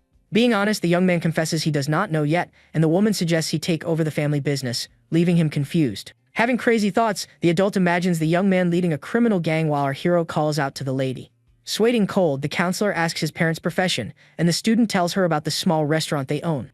Processing the simple answer, the instructor repeats the restaurant information while the young man asks if there is any mistake. Flashing a beautiful smile, the educator expresses a desire to visit the place, and our hero sighs in relief for clearing up the mistake. Changing the course of the conversation, the woman asks about the student's favorite subject, and he replies he prefers math and science. Suggesting the STEM field, the teacher hears the boy disagree, as he thinks it is dumb to choose a job just because you have a talent. Staring at the boy with wide eyes, the brown-haired woman is quite surprised by the maturity of the answer. Keeping a very serious posture, the protagonist ensures he wants to forge his own path and only do what he wants to do. Agreeing mentally, the instructor sees the boy shudder in disgust, recalling a huge trauma he had with calculus. Sharing a bit of her life, the adult confesses she did not plan on teaching, and the student asks what her old dream was. Giving a shy giggle, the counselor asks him not to laugh at the revelation, and the young listener promises he would not. Clasping her hands very affectionately, the beautiful woman confesses her big career wish was always to work as a voice actress. Recalling her teenage years, the educator describes the moment she fell madly in love with a cartoon on her television. Smiling radiantly, the student back then revealed this strong, dreamy wish, but ended up being discouraged by her old counselor. Showing the old memory, the grumpy school counselor suggests the girl look for a safer and more traditional job. Totally downcast, the poor student accepts the advice as an absolute rule but ends up regretting it back in college. Staring at the colorful poster for a major voice acting event, our college student watches everything from afar, feeling immense pain. Back in the present, the counselor regrets changing her bright future completely because of just a single piece of advice. Smiling again, the woman asks our hero to think very carefully before deciding his destiny from that day on. Quite surprised, the attentive teenager understands that this grand message served as a warning from an older person. Radiating a super affectionate aura, the sweet educator tries to confirm if the young man understood the message to follow his heart. Nodding slowly, the student is extremely grateful for the deep lessons and bows his head in a sign of respect. Looking at the computer screen, the teacher asks if that is the famous Kim Yoo-seong, the supposed mafia heir. Laughing a bit, the man cites the absurd rumors about the young man defeating a biker gang all by himself. Promptly, the counselor defends the student, stating that all those violent rumors were just huge misunderstandings. Pointing out the student's broad back, the woman guarantees that he is actually an extremely caring and gentle boy. Scratching his neck completely awkwardly, the educator promises not to judge any student just by their appearance from now on. Right after that, the scene changes to a beautiful sunny view of a traditional temple during the Golden Week holiday. Wearing a green jacket, our hero checks his phone and notes that he arrived at the meeting spot way too early. Looking to the side, the young man notices the arrival of a beautiful girl in a purple dress and calls out to the council president. Surprising the boy, the student points her finger in his face, stating with great annoyance that he was late. Keeping a very bossy posture, the young woman with long hair questions if her partner is aware of the current time. Cornering the boy near a red pillar, the student keeps scolding him badly while he sweats cold without really understanding. Checking the glowing screen, the hero notices it is 10 minutes early, but the boss demands he wait half an hour early for a lady. Sighing, the protagonist apologizes and the girl decides to let it go this time, demanding a small favor in return. Pointing to a traditional shop straight ahead, the demanding president orders him to buy a very cold green ice cream. Indignant at the order, the young man questions why it falls on him, while the friend shows a vein of anger popping on her forehead. Suddenly, a huge red visual effect takes over the screen, indicating that a solid smack on the head just happened. With a large bandage on his head, the young man buys the treat at the counter while the girl smiles victoriously holding her cone. Walking together, the student savors the dessert with her eyes closed from so much joy, and the young man is glad she likes it. Noticing they are just walking around aimlessly, the boy asks about the exchange student's gift, leaving the boss in shock. Hiding her nervousness with a fake laugh, she tells him to follow her, while the hero notices her clear forgetfulness. Focusing on the girl's face, we notice a tiny electronic earpiece transmitting a butler's deep voice. Using the communicator, the loyal employee suggests a craft store 2 blocks away to solve the gift problem. Advising the boss from afar, the duo of employees in sunglasses asks her to act naturally and use her feminine charm. Hidden in a luxury black car, the butler and the maid act on a super-secret mission to guarantee the date's success. After arriving at the suggested store, a gigantic golden multi-armed Buddha statue shines brightly in the place. Joking about the situation, the boy suggests getting the bizarre sculpture, and an elderly seller praises the teenager's sharp eye. Proud of his own taste, the old man shows other items, and our protagonist panics upon seeing $1 million price tag. Giving a friendly laugh, the old man celebrates the rare pieces, but the young man notices his partner frozen like a statue. Chatting with the seller, the girl trembles holding the red fan and confesses to feeling a terrible chill out of nowhere. Quickly covering her mouth, the president whispers angrily, asking her spy maid to lower her voice in the earpiece. Through the radio, the spy warns that the boss was on a romantic date and not on a sightseeing tour of local temples. Looking at his cell phone device, the boy in the green jacket remains distracted while his partner watches him from afar. Totally annoyed by the scolding, the student understands that the main rule of a date is not leaving your partner bored. Suddenly, the young man puts his phone away and grabs the girl's arm, revealing he completely forgot a detail. Pulling his friend, the hero tells her about an urgent matter while the old man laments losing out on his valuable collection of pieces. Walking down the paved streets, the young man questions if his walking companion was feeling completely well. Showing a lot of concern, the protagonist touches her back, leaving the student council leader totally surprised. Quickly, the young woman plays it off with a fan, ensuring she is great, and suggests the next destination to the confused boy. Like a good guide, the secret employee directs the couple to look for traditional clothes in a specific store in the area. Standing before a window display with wooden mannequins, the young man suggests they go inside that elegant clothing shop. Showing a dark garment, the store clerk guarantees the foreign student would absolutely love that type of clothing. With a hand on his chin, the student evaluates the outfit calmly and decides to ask the student council leader's opinion. Demanding to see the shop's best piece, the rich student claims price does not matter, leaving her partner in shock. Smiling extremely confidently, the employee accepts the grand challenge, radiating an aura of burning flames. Immediately, the woman presents a floral kimono worth 500,000 yen, making the hero sweat cold in pure panic. Without showing much surprise, the rich girl asks for other options while the young man suffers inside at those absurd prices. Analyzing several different patterns, the student rejects all suggestions, stating none of them fit her style. On the store wall, a clock marks the time, revealing the duo took a long time to manage to decide on something. Holding her fan, the girl focuses on 2 final options while the young man praises the tremendous beauty of both garments. Friendly, the clerk recommends the student try on the chosen clothes to make her big decision easier. When questioned by the leader, the boy agrees that putting on the pieces would help a lot in picking the perfect gift. Guiding the customer to the back of the store, the short-haired woman asks the young woman to follow her to the fitting room. Slowly, the mysterious employee pulls at her own facial skin, starting to remove the disguise in a very bizarre way. Holding the fake mask, the secret maid welcomes her, leaving her boss completely jaw-dropped. Trembling in shock, the schoolgirl does not understand how her subordinate took over the place, and the woman swears to do anything for her. During a flashback, the spy dressed as a ninja reveals she trained in dangerous martial arts and explains her plan. Understanding the idea, the teenager realizes trying on the clothes would only serve to show off her charms to the boy. Eagerly, the employee tries to rush the outfit change, but the young woman claims she is not mentally prepared yet. Hearing several female screams from inside the room, the protagonist waits outside with a very confused face. Finally, our hero sits in a comfortable chair and waits patiently while holding his cell phone in his hands. At last, the beautiful girl steps out of the fitting room, showing off her lovely dark hair and the flower ornaments on her head. Totally hypnotized, the boy gets a very red face upon seeing the dazzling beauty of his lovely friend. Wearing a gorgeous black floral kimono, the young woman shyly asks how she looks in that fancy outfit. Still in shock, our protagonist stares at the student from bottom to top, unable to say a single word. The tension rises as the young man sighs deeply, sweating cold while trying to regain his normal posture. At that, the leader widens her eyes, listening to the young man praise her appearance in a very sincere way. Feeling very embarrassed, Kim looks away, stating that outfit matched the schoolgirl perfectly. Very proud, the employee celebrates the success of the secret plan while the hero praises the beautiful president. Excited, the spy announces she is also going to wear a special outfit, asking the boy to wait a little bit longer. Quickly, the door handle is pulled forcefully, closing off the area for the character's new change of clothes. Blushing heavily, the girl holds her own face, completely embarrassed, trying to process the strong compliment. Turned away, the young woman wonders internally what she should do to control all that massive emotion. During their walk through the city streets, the beautiful couple ends up catching the attention of all the pedestrians around. Parading in a gorgeous purple dress, the student walks with her partner, drawing several sighs. Observing the area, the leader comments on the famous shopping center while reflecting on the amazing outing. After suggesting a break for lunch, the young man refuses the transport offered by the girl, wanting only to walk. Noticing the curious stares, the hero tells them to hurry up, suddenly hearing the sound of a camera shutter. Confused by the sudden noise, Kim looks back, noticing two weird men in suits turned around on the same sidewalk. Pretending to take a casual picture, the disguised guards perfectly trick the young man using the cell phone tactic. Being called by his partner, the boy resumes walking, leaving the secret security guards very relieved. Right after, the man in sunglasses sighs in relief and confesses his huge fear of being discovered.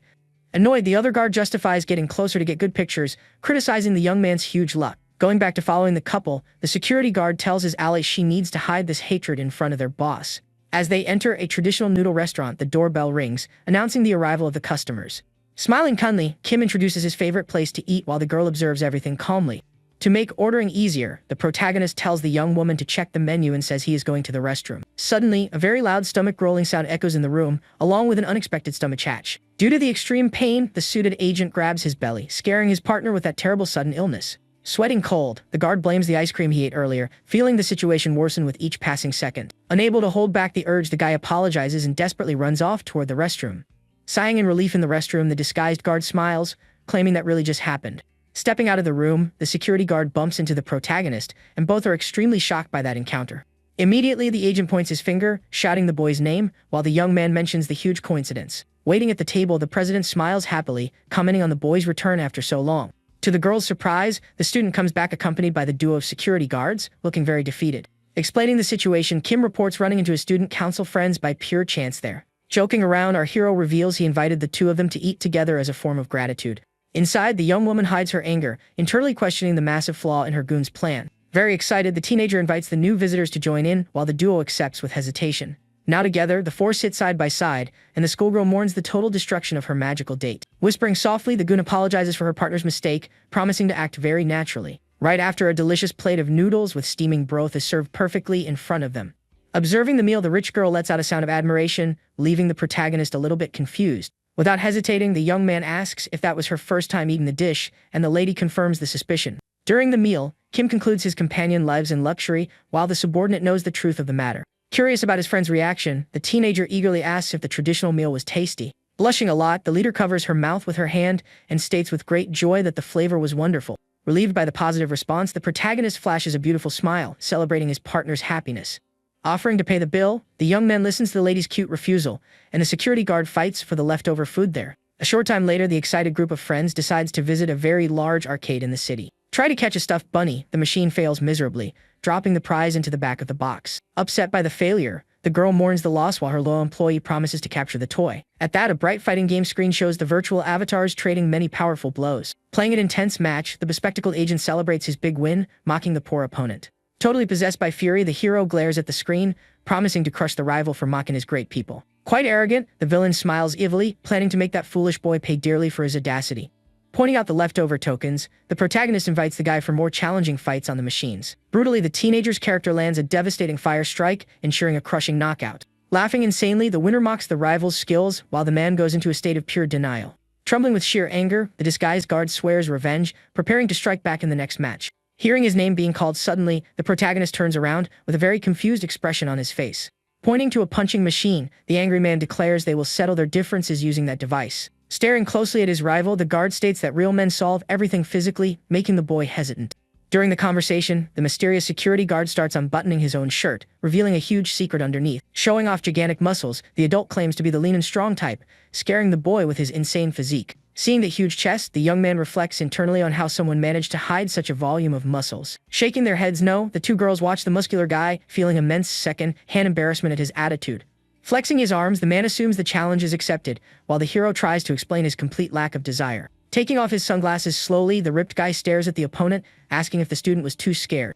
Hearing the heavy provocations, the protagonist's face turns serious as he notices the enormous determination of his adult opponent. Throwing the accessory far away, the security guard flexes his shredded body, declaring that the teenager did not usually run from fights. Flashing a big confident smile, the goon tells our hero to watch his powerful impact attack closely. Pulling his arm back with a lot of force, the muscular security guard prepares to deliver an absolutely devastating punch. Spinning his body fast, the brute hits the machine's target, causing a tremendous impact on the arcade toy spot. Hitting a score of 960, the employee celebrates the new record, praising her colleague's power. Drawing a lot of attention from the people around, the victorious man points his finger, passing the turn for the young man to try his luck. Getting her face close to the student, the rich girl confesses she is curious to see the boy's full strength in that fun game. Crying comically and internally, the boy mourns the lady's false expectations, agreeing to take part in the game. Cracking his knuckles in a sign of surrender, the hero takes a deep breath, trying to accept the absurd mess of that tense moment. With a very centered look, the teenager mentally reflects, stating that the real problem was not the high score. In truth, the protagonist possessed an incredibly muscular body hidden under his baggy cold-weather clothes. Surrounded by a large dark aura, the young man analyzes the situation, believing he is capable of destroying the machine with a single punch. His eyes glowing with a purplish light, the player finally makes his decision and chooses to unleash all his absurd power. Moving his fist at indescribable speed, our hero launches a beautiful attack, cutting through the air very violently. Causing a literal explosion of energy, the impact hits the machine area, immediately lighting up the entire arcade. Seeing such damage, the disguised guard is left completely jaw-dropped, unable to understand what he had just witnessed. Startled, the female Ali screams, noticing the large bent iron structure right below the punching machine's pad. Since the student's punch missed the main target, the electronic display flashes in red, signaling 0 points on the screen. Making fun of the young man, the guy criticizes the boy's lack of focus, while the rival hides his immense relief at the 0. Smiling discreetly, the protagonist thinks about his huge luck in not scoring, planning to fake disappointment over the miss. Staring at the punching device, the protagonist is quite confused, wondering why the score reset to 0. Immediately, the heavy impact detaches from the machine, falling to the floor with a very loud thud. The group of young people stands in absolute silence upon seeing the store's equipment totally broken on the ground. Sweating cold at the display of strength, the security guard adjusts his glasses, declaring that showdown a massive tie. The goon swears he will win next time, pointing at the student, while the boy nods, faking total innocence. After all that confusion, the image shows the entrance of a friendly self-service photo studio. Standing in front of the store, our hero suggests they all take some photos together to keep as a souvenir. The president thinks the idea is fun and is surprised by the invite, while her bodyguard smiles very excitedly. Calling his friends over with his hand, the young man guides the group inside the booth, getting everyone ready for the photo session. The four of them flash big smiles, recording that moment in a cute way while posing together for the camera.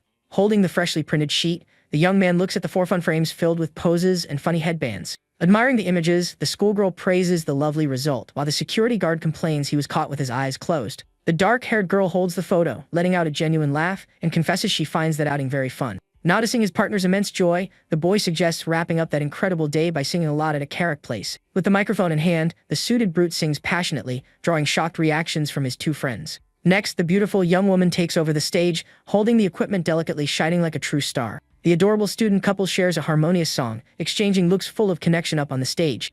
Already at night, the beautiful view of the illuminated city sets the scene for the farewell, with wishes for a safe trip. The hero says goodbye, waving through the car window to his friend, who is traveling accompanied by her 2 exhausted goons. Completely out of energy, the duo of agents widens their eyes, admitting to extreme exhaustion after so much fun. Resuming her professional posture, the short-haired woman apologizes to her boss in a very low voice. The two guards lament over partying, bowing their heads, and confess the mistake of not fleeing that place.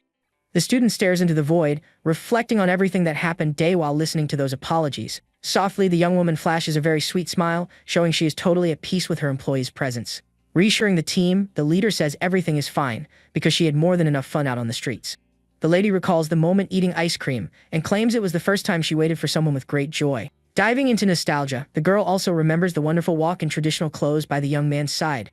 The schoolgirl admits she was extremely happy with the new experiences, admiring the freshly taken photos with her friends. In an old memory, the little boss plays in a flower field alongside her beloved guards during her childhood. The beautiful teenager thanks her subordinates for always being by her side in life, giving an affectionate smile. Thanking them sincerely, the beautiful girl bows her head, expressing deep gratitude to her traveling companions. Moved by her words, the duo of guards cries silently, hearing that lovely declaration from their boss. Crying out of pure happiness, the two security guards hold the girl's hands, promising absolute loyalty for life. Smiling sweetly, the schoolgirl ensures new future opportunities, and her guard promises to help out appropriately. Speeding through the night, the van travels swiftly while the employees swear to make the next date a success. The next day, a mysterious man with tied-up hair focuses completely on his work, drawing on a digital tablet. Suddenly opening the door, a beautiful blonde girl walks into the workspace, calling out to her dad affectionately. Excitedly, the young woman brings up her great friend's visit, and the artist confirms he is very much aware of that fact. With a very gentle smile on his face, the older man confesses he is quite anxious for that highly anticipated moment. Holding his pen, the adult mentions his daughter's massive excitement about the student named Kim Yuziang. Fulfilling the big promise, our protagonist finally goes to visit his friend's residence on the second day off. Arriving at the place, the boy in the school uniform sweats cold, showing a huge look of surprise on his face.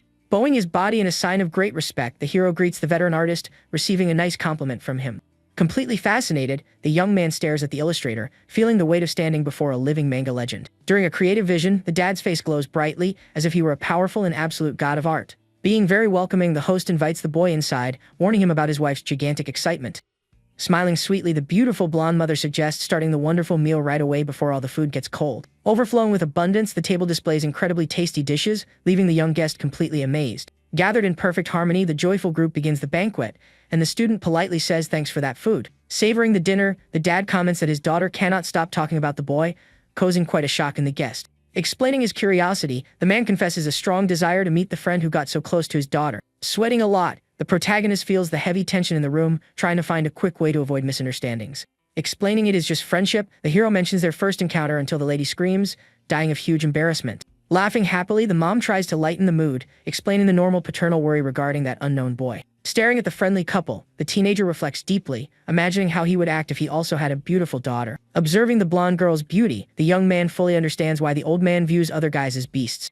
Complaining about the remarks, the student tries to scold her own family for saying very weird things at the table. Slowly turning her face, the blonde seeks her partner's support while he remains in absolute intense silence.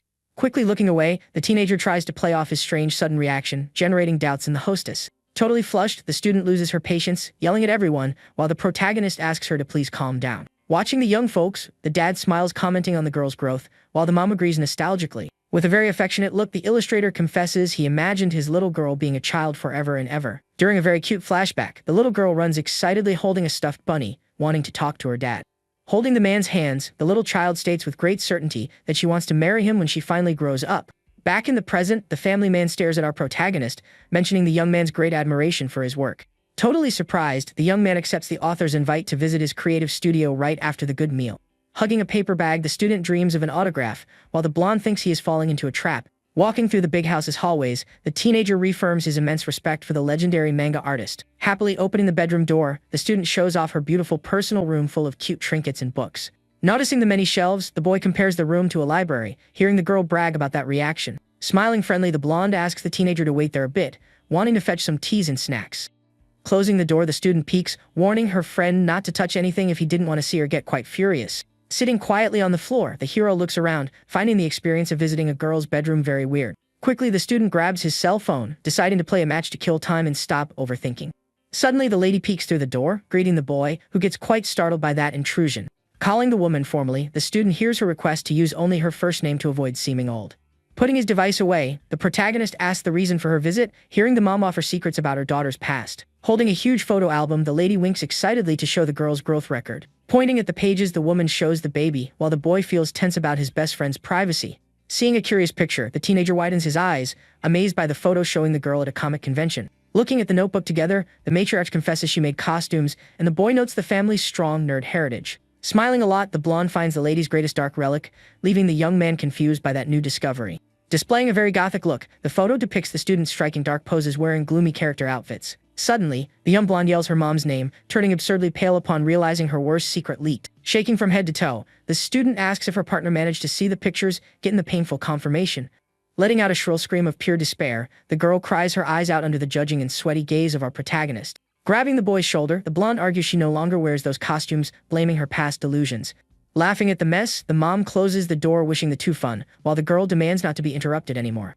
Left alone in the room, the teenagers sink into a huge, heavy silence, sitting on the floorboards of the room. Totally defeated, the lady begs for absolute secrecy regarding the pictures, while the boy promises never to tell anyone. Crying profusely, the blonde girl tries to hide her face, feeling a lot of shame about that embarrassing situation. Trying to comfort his friend, the young man tells her not to feel so embarrassed about those old pictures. The protagonist says everyone goes through that rebel phase, and the girl questions if he also acted that way before. Scratching his face, the student confesses he was a pretty terrible kid during his middle school days. To prove the fact, the boy grabs his own cell phone, offering to show an old image to his curious companion. Scrolling through his files, the hero finally finds the exact photo as the blonde steps close to see the screen. At that, the teenager holds out the device handing over the evidence, and the student is completely shocked by the record. With wide eyes, the hostess can barely believe the bizarre look displayed on the mobile phone screen. The old record shows our hero wearing dark clothes full of chains and covered in obscure tattoos. Staring at her partner, the lady notices how skinny he was in the past and asks the secret to getting so muscular now. Smiling friendly, the boy justifies he started training hard because he considered himself very weak as a teenager. Joking about the situation, the blonde regrets not meeting him sooner, and the young man asks if she prefers his old version. Immediately, the girl says no, stating she intensely likes her friend exactly the way he is in the present moment. Realizing the romantic weight of those words, the student covers her mouth with her hands, feeling her face burn with embarrassment. With a serene and very calm look, the protagonist calls his companion's name, noticing all her nervousness. Totally paralyzed, the little blonde listens to her own heartbeat as the teenager steps in very close. Breaking the romantic mood, the girl screams, claiming she sees her partner only as a great and wonderful friend. Feeling the sting of rejection, the hero smiles nervously, agreeing with the strong declaration of friendship. Sweating cold, the duo forces a long, uncomfortable laugh, trying to ignore the huge tension formed in that room. Regaining his composure, the boy gets the hostess's attention once more, and she responds, keeping her face reddened. Showing deep gratitude, the student says thanks for the nice invite, celebrating the autograph he got from the legendary author. Touched by his words, the girl swears to keep that day in her memory forever, remembering her partner's daily help. Flashing a wonderful smile, the protagonist offers to return the huge favor, inviting his classmate for future visits. Sitting side by side, the duo goes back to sharing a very friendly vibe, promising to repeat the fun outing. Later, the beautiful orange sky signals the evening outside, marking the ideal moment for the painful goodbye. Holding the gift bag, the teenager says he needs to leave so he can manage to eat dinner at his own home. Curious, the boy recalls his friend's upcoming family trip, asking the destination, and the blonde reveals they are going to Hawaii. Taking up the sidewalk, the hero wishes her a great trip, warning her to use sunscreen over the next few days. Changing his expression, the young man adopts a very protective tone, promising to go save the girl if anything went wrong. Thinking about the huge distance, the boy imagines his own muscular body fiercely swimming through the big blue ocean. Laughing at the situation, the girl plans to buy a ticket with her savings, and her friend praises the sensible idea. Waving happily, the blonde says goodbye until the school day, while our hero agrees with a smile. Walking alone, the student keeps the beautiful smile on his face, remembering the promise to see his friend again. During a flashback, the young man discovers he lives very close to his companion, being just 2 stops away. Sitting on a bench, the two share a tasty snack, and the teenager thanks her for the big compliments to his mom. Reading books side by side, the little blonde recognizes the boy's huge effort in helping the other student all day.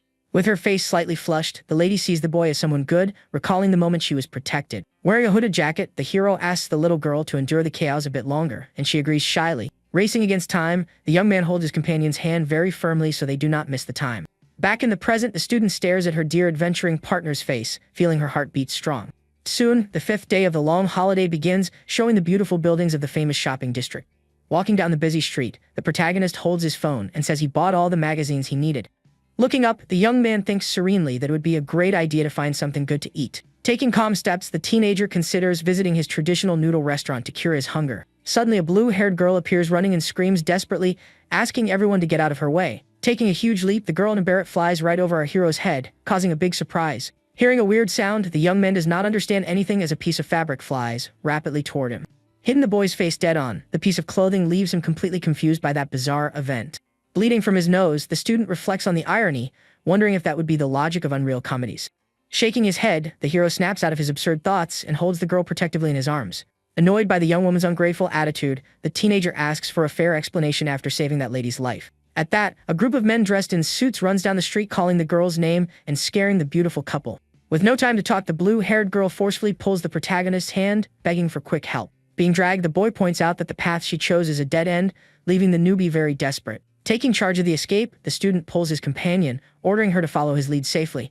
Quickly, the duo spots the traditional Japanese noodle restaurant, walking into the place like good customers. Crouched near the window, the two hide perfectly while the thugs run straight past on the street. Peeking over the table, the runaway young woman scopes out the outside area, verifying the scary rivals pass by. Sighing in deep relief, our hero gets up from the floor, finally able to relax his tired body. Staring at the newbie with a dark look, the boy says thanks for the irony and demands to know the real reason for the chase. Sitting at the table, the girl introduces herself as Sasha and asks the name of the boy, who promptly answers he is Kim Yuseong. Surprised by his origin, the girl asks if the hero might just be a tourist wandering around the huge foreign city. Completely annoyed, the protagonist demands to know the details of the chase while the young woman tries to change the subject.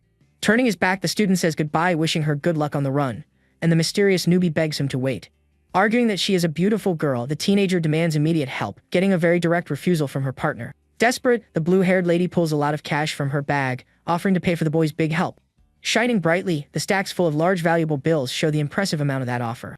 Accepting the bribe, the hero shakes the runaway's hand quickly, proving that the power of money speaks louder. Adjusting the beret on her head, the partner agrees to reveal her entire true identity to her escape partner. Delicately, the young woman lets down her beautiful blue strands, revealing extremely long and very shiny hair right then. Hearing her explanation, the boy is very surprised to discover the gigantic power of that mysterious girl's father. With a very dramatic expression, the beauty reports the real kidnapping attempt committed by those suited guys.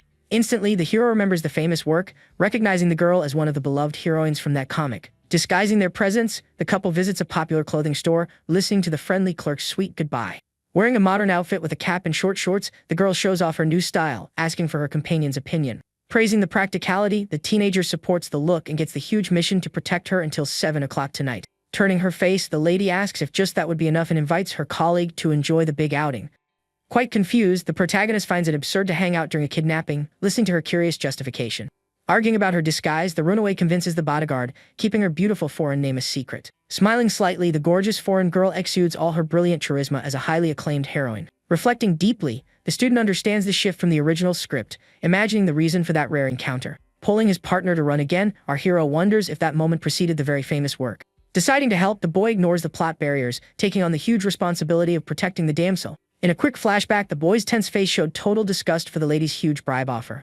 Unfortunately, the immense amount of valuable bills defeated the teenager's morality, justifying their current fast escape. Sighing from sheer exhaustion, the student calculates the short service time, leaving only 6 hours of pure struggle. Showing a very analytical look, the female character confesses to being an expert at uncovering people's true character. Recalling the heroic moment, the girl admires the boy's tremendous physical strength, realizing the huge advantage of their deal. Quite confident in her intuition, the girl bets all her hopes on the hero's impressive skills. Ready to advance, the two decide to switch hideouts until they hear a terrible scream coming toward them. Spooked by the fast footsteps, the protagonist looks back, noticing the huge thugs getting closer. Running alongside his partner, the young man concludes the villains are old secret agents, thinking of a solution. During the wild escape, the teenager runs into a gigantic leg blocking his path. Violently, a blonde guy in a suit tries to throw a powerful punch at the boy's face. Easily, our hero dodges the sudden attack, leaving the big enemy totally surprised. Turning his face hurriedly, the boy warns his new friend about the imminent battle about to begin. Pushing the foreign girl into a safe alley, the student tells his companion to hide in there. Closing the big red door, the teenager leaves the lady in safety, turning back to face the goons. Touching his own chin, the fighter analyzes his opponent, noticing a level of strength quite different from the rest. Cornered by the numerous suited security guards, the young man faces the large group of attackers with no fear. Taking a fighting stance, the protagonist feels pity for the terrible fate of those simple goons. Delivering a devastating counterattack, the boy hits the opponent, remembering the sacred rule of romantic comedies. With just a few precise strikes, the student knocks down the attackers, leaving them all rolling on the ground in pain. Confident with the easy win, the teenager keeps his guard up, ordering the retreat of all the remaining rivals. Unexpectedly, a bald man appears and hits our hero's body with a very powerful impact. Suffering from the force of the blow, the boy groans in pain, outraged by that incredibly fast approach. Adjusting his suit sleeves, the imposing captain shows off his intimidating stance before the high schooler.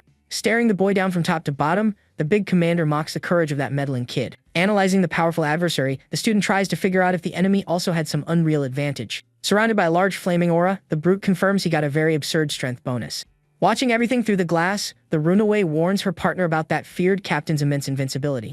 Keeping a deadly reddish glare, the experienced guard waits for his young opponent's next move. Smiling discreetly, the hero finally understands the situation, deciding to stop underestimating those rich folks. With a deeply focused look, the fighter decides to end the playtime and finish the clash quickly. Dashing at high speed, the boy leaves a big trail of purple energy on the ground as he charges the target. Surprised by the fast approach, the captain reaches out his hand to try and stop that violent attack. Applying devastating force, the teenager crushes the enemy's defense, generating a purple shockwave. Incredibly, the experienced soldier catches the protagonist's arm, managing to completely cancel out the brutal attack. Using the weight of his own body, the huge suited man throws our hero through the air with absurd ease. Turned upside down during the flight, the boy grinds his teeth, feeling the big disadvantage of that battle. Pinned to the ground, the protagonist notices his opponent's technique, wondering about that attack. Holding the boy's wrist very firmly, the familiar move immediately reminds the teenager of his father. Showing total superiority, the experienced fighter dominates our hero, trapping his body in a violent arm lock. Even while suffering through the pain, the boy flashes a challenging smile and questions using joint locks in battle. Surprised by the sudden reaction, the huge captain feels a sharp pain in his own hip joint. Using a lot of physical strength, the young man throws his opponent through the air while the man questions his attempt to cripple him. Crashing brutally against the ground, the powerful commander's face shows the painful impact of that giant fall. Watching his defeated enemy, the student stays on his feet, assessing the damage done to that suited guy. Very upset, the fighter grumbles about the danger of injuries, asking who would pay for his gym if he got hurt. Peeking through the glass door, the foreign girl stares at her new partner, shocked by the commander's incredible defeat. Surrounded by a large dark aura, the protagonist exudes a lot of power, making his partner doubt so much brute strength. Far away, a blue-haired man warns over the phone about the humiliating defeat of the powerful security squad. Listening on the other end of the line, the voice refuses to believe the news, claiming there are no fighters on par with him there. Walking slowly, the boss listens to the adversary's description, focusing on his dark hair and his very imposing look. Trembling with shock, the bearded guy widens his eyes, asking if that teenager could be a very dangerous legend. Accessing the computer, an anonymous message confirms the big rumor about the definitive return of this famous fighter. Spreading the news quickly, the texts report recent brawls, proving the gossip has already taken over the whole region. Reading it all on the dark monitor, the mysterious lady follows the intense debates, evaluating the incredible hero's disappearance. With a very attentive look, the girl with bangs judges the newbie's huge lack of knowledge as she clicks her mouse. During an exciting explanation, the martial arts tournament gets a lot of highlight, recalling the search for great rivals. In that same defining era, the powerful silhouette of a dark ninja left a mark on that violent combat's great history. Taking part in only a single major event, the masked warrior reached the finals, becoming a very unforgettable myth. Staring at the screen's glow, the student asks herself with huge seriousness if the martial legend had really shown his face. Determined to investigate this whole situation, the girl puts on her black jacket in a hurry, ready to head out of there. Walking down the sunny sidewalks, the beautiful fighter shows off her long ponytail as she looks for our hero. Thoughtful, the young warrior internally asks that mysterious guy to wait and calls out her own father's name with fervor. Changing scenes, the mood gets extremely cute with the pretty waitresses welcoming the great masters. Dying of secondhand embarrassment, the student sweats cold at the unusual reception, internally admitting he wanted to hear that. Tired, the boy covers his face, outraged by the weird outing, while his companion defends that place's tradition. Being very helpful, the teenagers follow the cute cave worker, walking to occupy the small empty table. Holding the menu, the boy listens to his companion joke about their trip and recall the beating he gave the guys earlier. With butterflies in his stomach, the protagonist looks at the choices while the girl in the brick complains about his past actions. Aware of the situation, the fighter mentions the shivers must be caused by an electromagnetic pulse in the area. Totally confused by the explanation, the dark-haired boy hears about combat squads and asks about the acronym she said. Calmly, the girl reveals the name of a giant weapons factory, and the hero immediately questions the reason for the kidnapping.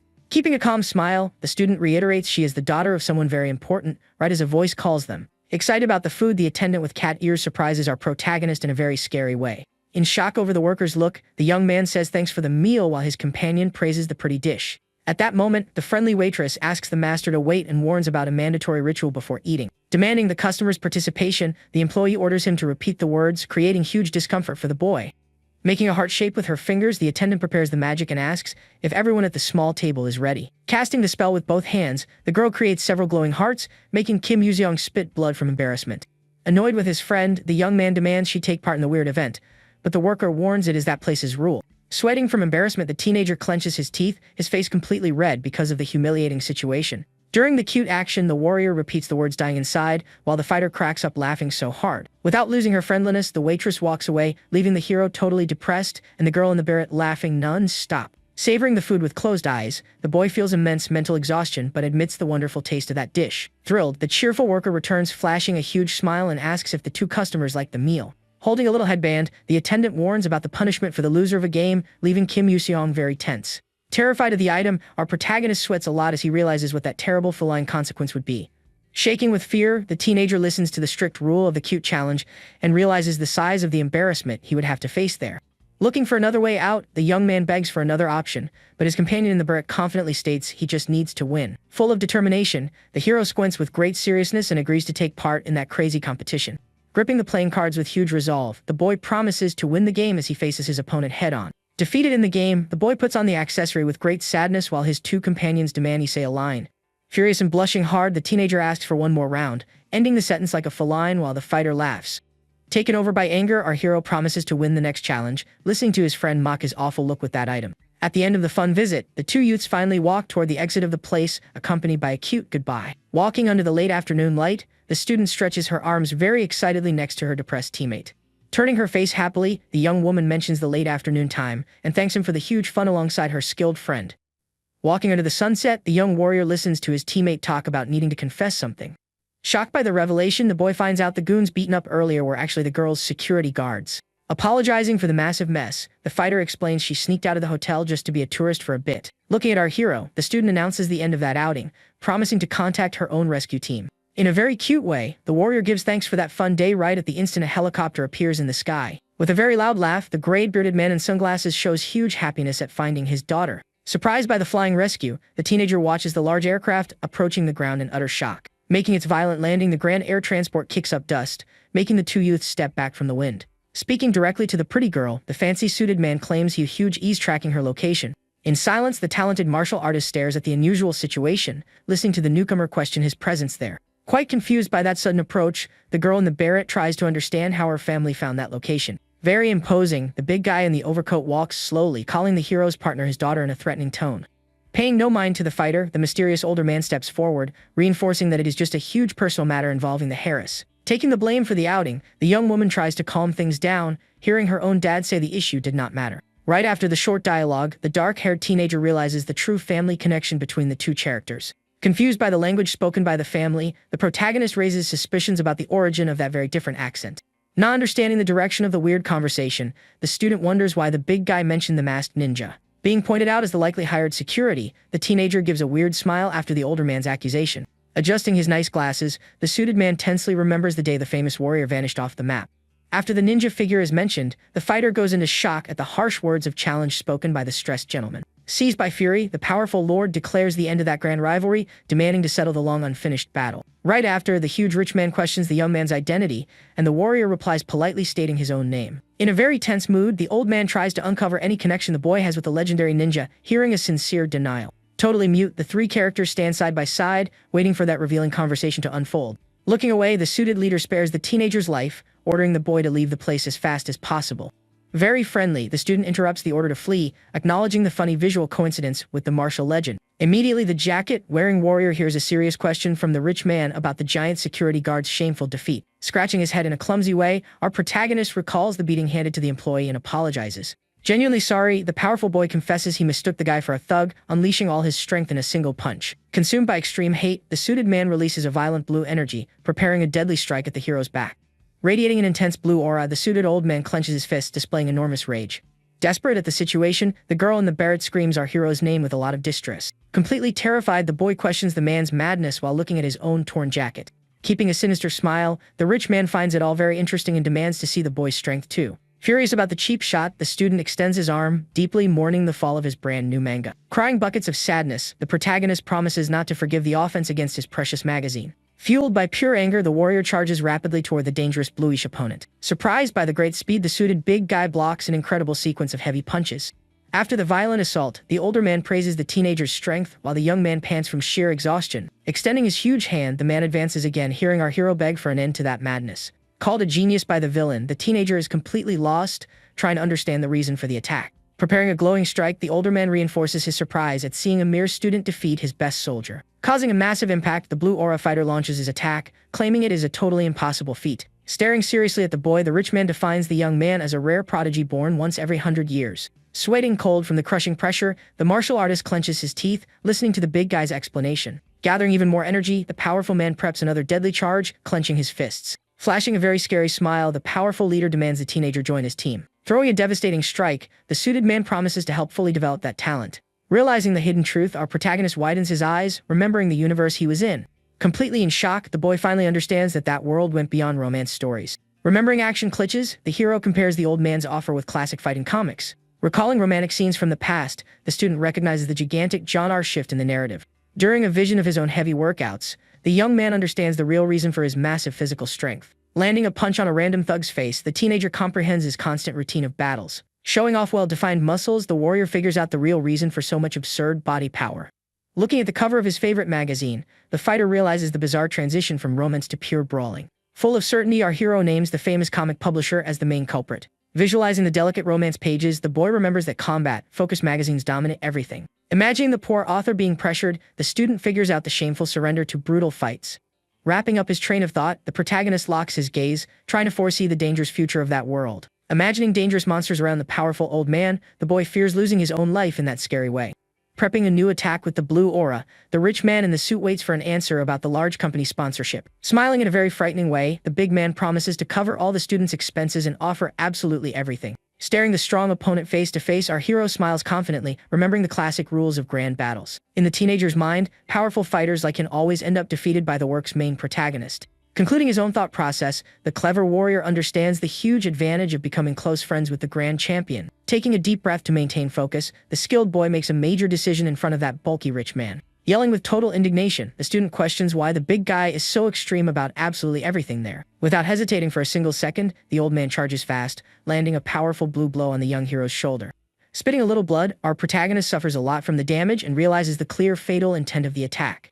Launching another deadly charge, the dangerous villain cuts through the air as the teenager remembers his friendship with the young classmate. During the exchange of blows, the talented warrior finds a huge perfect opening, prepping a strong bare-handed strike. Slightly surprised by the counterattack, the muscular lord feels the scratch on his own face, keeping his eyes wide open. Right after the unexpected hit, the teenager widens his eyes, noting the terrible move he made out of mere pure instinct. Ignoring the shallow wound, the blue aura man swings his arm fast, gathering even more power in the palm of his huge hand. Holding the boy's two wrists very firmly, the suited leader paralyzes the poor student to give him a piece of advice.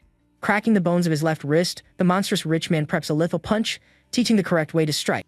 With his eyes twinkling in pure darkness, the huge attacker tells the boy to put all his strength into the blow without any mercy. Thanks to his great instinctive reflexes, our hero dodges the heavy punch using his right hand in a very tense move. Missing the main target, the powerful old man easily destroys the whole scenery behind the boy, lifting several rocks. Falling to his knees on the ground, the young fighter pants heavily from sheer physical exhaustion while trying to catch his breath. Sweating cold from his near death, the boy holds his neck in relief, internally giving thanks for managing to push the attack away. Remembering the absurd luminous strength from moments ago, the teenager wonders about the origin of such magical power. Showing off a huge satisfied smile, the gray-bearded man says the dreaded name of that brutal technique out loud. Completely shocked by the harsh words, the poor student asks for a confirmation of the bizarre info stated earlier. Gathering a lot of mystical energy through his whole body, the burly fighter reveals he uses a secret ancient martial art. Charging at the boy, the violent man unleashes countless glowing blue strikes in an intense hand-to-hand combat.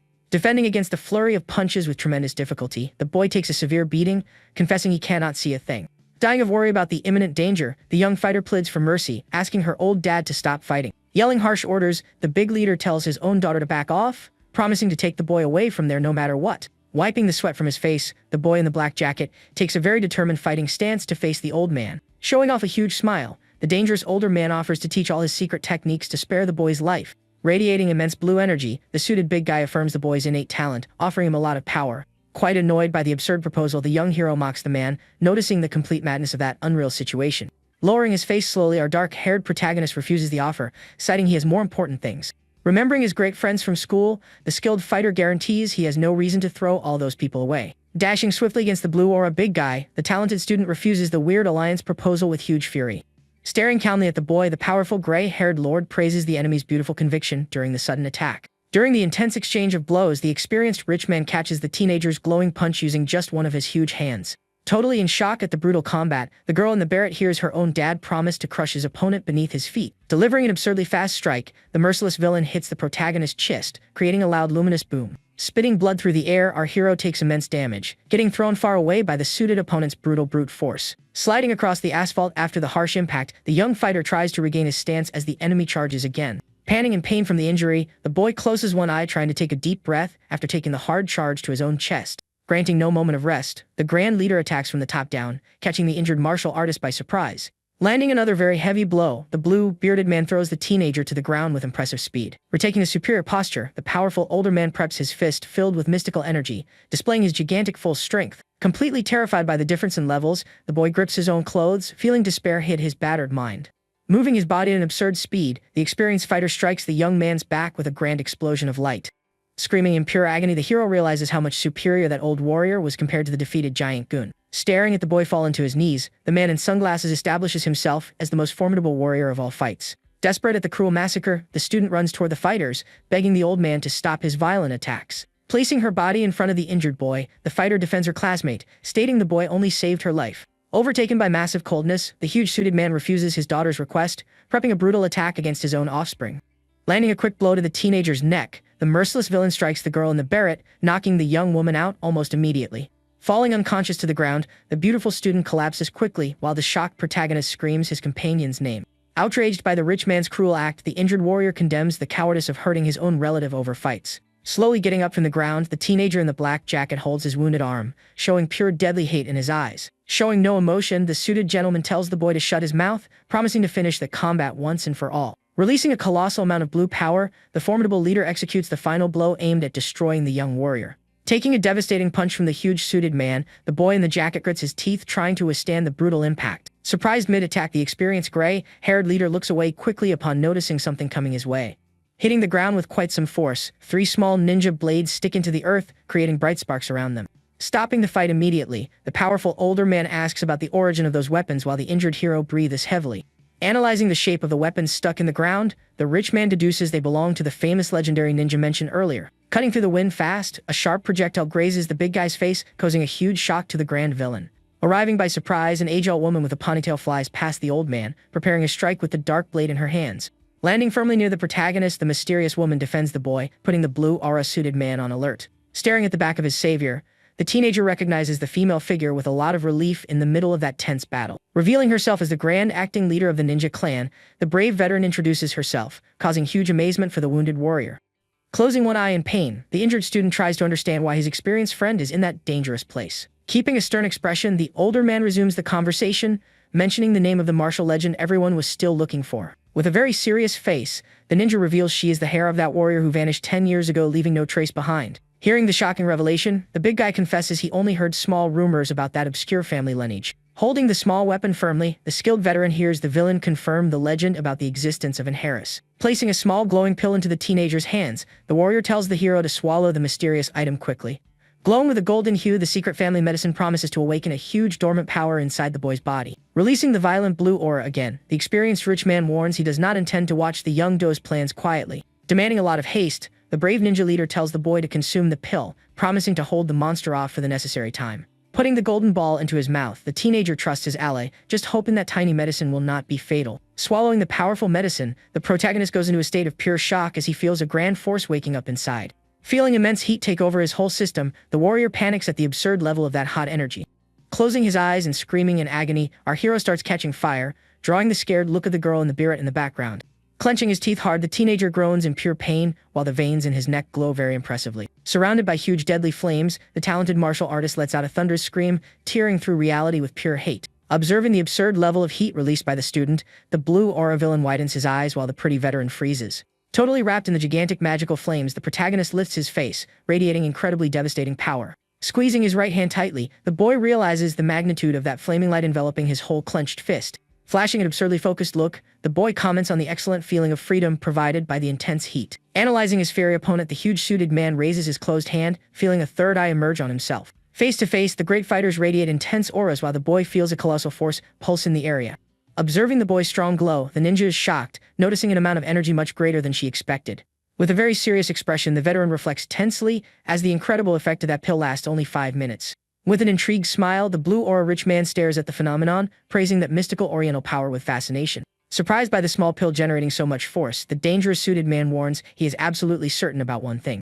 Overtaken by pure fury, the hero counters his words, calling the opponent a cruel villain for attacking his own descendant. Finding the accusation very funny, the bearded gentleman flashes a make-up or smile as he gets ready for the heavy clash. Letting out a very loud laugh, the big guy mocks the situation while the strong teenager stands ready. Pointing his finger arrogantly, the older man demands the young man's attention and calls his spoken words mere weak excuses. Pulling her sharp weapon, the ninja gets ready to help, listening to the rich man dictate rules about the strong dominating the weak. Clenching his fists with extreme will, the protagonist charges full force after receiving the villain's big final challenge. Accepting the combat, the huge older man summons a blue aura shaped like a furious glowing tiger on his own back. Wasting no time, the monstrous villain throws an incredibly fast punch, cutting the wind toward the young boy. Clashing head-on against the oppressive power, the student suffers the massive impact, acknowledging that old man's brute strength. During the intense collision of magic, the gray-haired big guy lets out an arrogant smile exuding confidence in victory. Blocking the strike, the boy focuses intensely on the fight and celebrates the fact that he can finally see the attacks. Using his new perception, the hero swiftly dodges a crazy sequence of absurd moves from the grand adversary. Perplexed by the dodge, the rich man attacks with even more anger, while the boy gets hyped for predicting the hand's direction. Finding a valuable open in his opponent's guard, the talented fighter locks his gaze, timing the exact moment. Throwing a heavy uppercut from below, the determined protagonist counters using all his body's energy. Causing an absurd flash, the fire-covered blow hits the older man dead-on, catching the great lord totally by surprise. Being dragged by the teenager's massive brute force, the villain slides his shoes across the floor, feeling the entire impact. Sweating cold about the situation, the suited leader resents the awful prospect of being pressured by a brat's punches. Charging forward, the focused boy jumps, throwing another explosive strike aiming to keep up the intense pressure in the fight. Crossing his arm in the air, the old man defends himself, noting the clear increase in precision of that mere boy's heart attacks. Cornered by the hero's fast moves, the big guy deduces the use of the pill but refuses to accept that scenario. Summoning a huge glowing majestic griffin, the proud fighter rejects the idea of losing and unleashes a deadly power. Yelling with total indignation, the gray-bearded leader throws his fist back, getting ready for an ultimate hit. Putting pure anger into the attack, the huge rich man tells the boy to disappear from there, causing a massive blue flash in the place. Staring at the lethal glow drawing near, the attentive hero locks his gaze, ready to counter the lord's powerful strike. Throwing his punch with all his might, the young man intercepts the enemy's attack in an extremely powerful impact. Letting out a villainous laugh, the older man claims it is totally impossible to block that giant blast. Applying huge pressure, the blue strike tries to rip the hero's hands off with those heavy claws. Even while suffering greatly under the lethal impact, the teenager smirks, agreeing with the huge villain. Covered in massive orange flames, the protagonist warns his opponent to hold on tight to the attack. Gaining even more momentum, the jacket-wearing fighter thrusts his burning arm forward, repelling the strong enemy magic. Stomping firmly on the ground, the boy wrecks the floor around him, using his absurd willpower against the old man. Feeling the crushing heat burn, the suited big guy grits his teeth, enduring a lot of tension. Finishing the fast move, the warrior delivers a devastating upward strike, cutting through the hot air. Falling back sitting on the asphalt, bruised, the grand older man grumbles a lot, finding it all impossible. Panting heavily, the young winner watches the old man mourn his defeat, citing his own title as the strongest. Totally disbelieving reality, the rich man suffers for having lost to a mere high school student. Closing his eyes and turning his bruised face, the huge man babbles indignantly about that whole humiliation. With his clothes torn, the victorious dark-haired protagonist remains standing, exhaling hot smoke. Staring coldly at the defeated man, the teenager says he hates to be the party pooper for the terrible adversary there. Flashing a proud little smile, our hero corrects the older man, revealing his own nationality. Witnessing the crazy plot twist, the two beautiful girls are left with their mouths open, sweating cold in surprise. Mentally celebrating the miraculous triumph, the girl in the barrett recognizes her classmate's brilliant victory. Defeated on the ground, the ultimate fist leader ends up totally passed out, marking the fall of the big boss. Shocked by his power, the ninja warrior praises her companion's amazing performance in finding openings. Sweating profusely, the boy in the white shirt wipes the corner of his mouth, exhausted upon hearing the incredulous remarks. Running hurriedly, the rich man's daughter approaches the hero, asking about the champion's physical condition. Apologizing for beating up her dad, the teenager regrets the crazy mess he ended up in out of nowhere. Changing the subject, the injured fighter tells his partner he would handle the rest, asking her to flee. Quite understanding, the pretty student says she knows her relative's stubbornness, recommending everyone leave. Suddenly, the brave warrior's exhausted body collapses forward, scaring the two beautiful partners. Catching the passed-out boy, the ninja veteran confirms his exhaustion and dismisses her companion from there quickly. Totally out cold, our protagonist sleeps with a very peaceful face after securing the grand victory. Glancing over her shoulder, the relieved classmate smiles weakly as several onlookers gather around. While the experienced fighter carries the victorious hero, the rich daughter takes care of her knocked-out dad on the asphalt. Showing the grand school's facade, the panel confirms the end of the huge school holiday known as Golden Week. Massaging the back of his own neck with his right hand, the young fighter sighs, feeling great exhaustion after the days off. Walking through the school lobby, the student figures he is suffering from extreme fatigue because of the latest mess. Greeting his classmates in the room, the boy notices the lack of any online news about the violent incident. Feeling butterflies in his stomach, our protagonist confesses to getting even more tense with all that peaceful calm. At that moment, the friendly teacher announces to the class the arrival of a new Russian transfer exchange student. Sliding the classroom door open, Dark Shoes step forward as a cute voice greets everyone there. Revealing her beautiful long blue hair, the mysterious freshman turns on the charm a bit, drawing everyone's eyes. Recognizing his new classmate, the hero in the jacket widens his eyes, noticing the great irony of fate. Smiling with much joy, the beautiful foreigner says her full name and asks her classmates to use a nickname. Melting from so much sweat, the teenager watches the whispers of the other students praising the newbie's gorgeous beauty. Exuding huge charisma, the Russian girl details her personal hobbies and confesses she recently started to like something new. Extending her arm quite firmly, the young woman points her index finger toward the back of the room full of students. Directing her focus, the confident student points at the scared protagonist, saying the boy's name out loud. Completely pale from shock, the warrior has a mental breakdown, not understanding the reason for such immense and bizarre exposure. Noticing the romantic mood, a blonde boy smiles, finding that sudden confession worthy of a pure romance manga. Trembling with pure terror, our hero realizes the ruin of his own peaceful life, falling apart so quickly. Flashing a wide smile, the foreigner calls out to the fighter, maintaining a radiant posture full of self-confidence. Quickly, the students crowd around the girl, asking about her home country and her quick fluency in the new language. Surrounded by the curious crowd, the friendly teenager replies she learned it all just by watching animated series. Stunned by the commotion, the young man in the jacket shudders as he hears one of the boys question the young woman's feelings. Blushing with joy, the blue-haired girl confirms the suspicions, revealing she is looking for a man stronger than her father. Whispering softly, the students start creating theories about our hero's strength, remembering fights from the past. Sitting at his school desk, the teenager suffers in silence, hearing the fake rumors gaining out of control momentum. Noticing her companion's torment, the sweet blonde girl turns her face, looking doubtful at his suffering expression. Resting her arm on the desk, the friend accuses the boy of picking up girlfriends on his trip, hearing a lame excuse from him. Sweating nervously, the protagonist notices the cliché resemblance of his own answer to romantic comedy stories. Evaluating the freshman from afar, the student thinks it is very wrong that her attention is on him instead of focusing on the true hero. Imagining the future consequences, the boy fears losing his easy life by altering the original events. Putting his laments aside, the boy and his sweet blonde companion are called out very excitedly by another classmate. Arriving in a very cheerful mood, the red-haired girl calls out to her friend and says she came to hang out. Hugging our hero from behind, the young redhead comments on the long time they spent apart, hoping he enjoyed his vacation. Observing the unexpected interaction, the blue-haired student shoots a very glaring look toward the two companions. Poking the boy with her finger, the foreigner says excuse me, demanding a little space so the newly arrived young woman can move back. Totally annoyed by the order, the little redhead asks the identity of that bossy newbie right at their first meeting. Keeping a very confident posture, the mysterious Russian places her hand on her own chest, preparing an answer full of attitude. Grabbing the fighter's arm, the foreigner claims to be his future girlfriend, leaving the other two in a state of pure shock. Blushing hard at the bold revelation, the red-haired girl screams indignantly, demanding a good explanation about the matter. Yelling loudly, the little redhead defends the boy's commitment to their sweet blonde classmate, while the latter panics in the back. Surrounded by the three beautiful women, our protagonist tries to calm things down, hearing the huge murmurs from the other students. Sweating in pure panic, the young warrior thinks about how he became someone's boyfriend without knowing it and acknowledges the terrible current situation. Waving her hands frantically, the blonde student denies the rumors, shouting that the two are just great buddies. Flashing a beautiful sly smile, the Russian student confesses she got it all wrong, and the redhead next to her sweats cold with worry. Staking her claim on the boy, the foreigner leans against the hero while the stressed redhead challenges the newbie to a fight outside.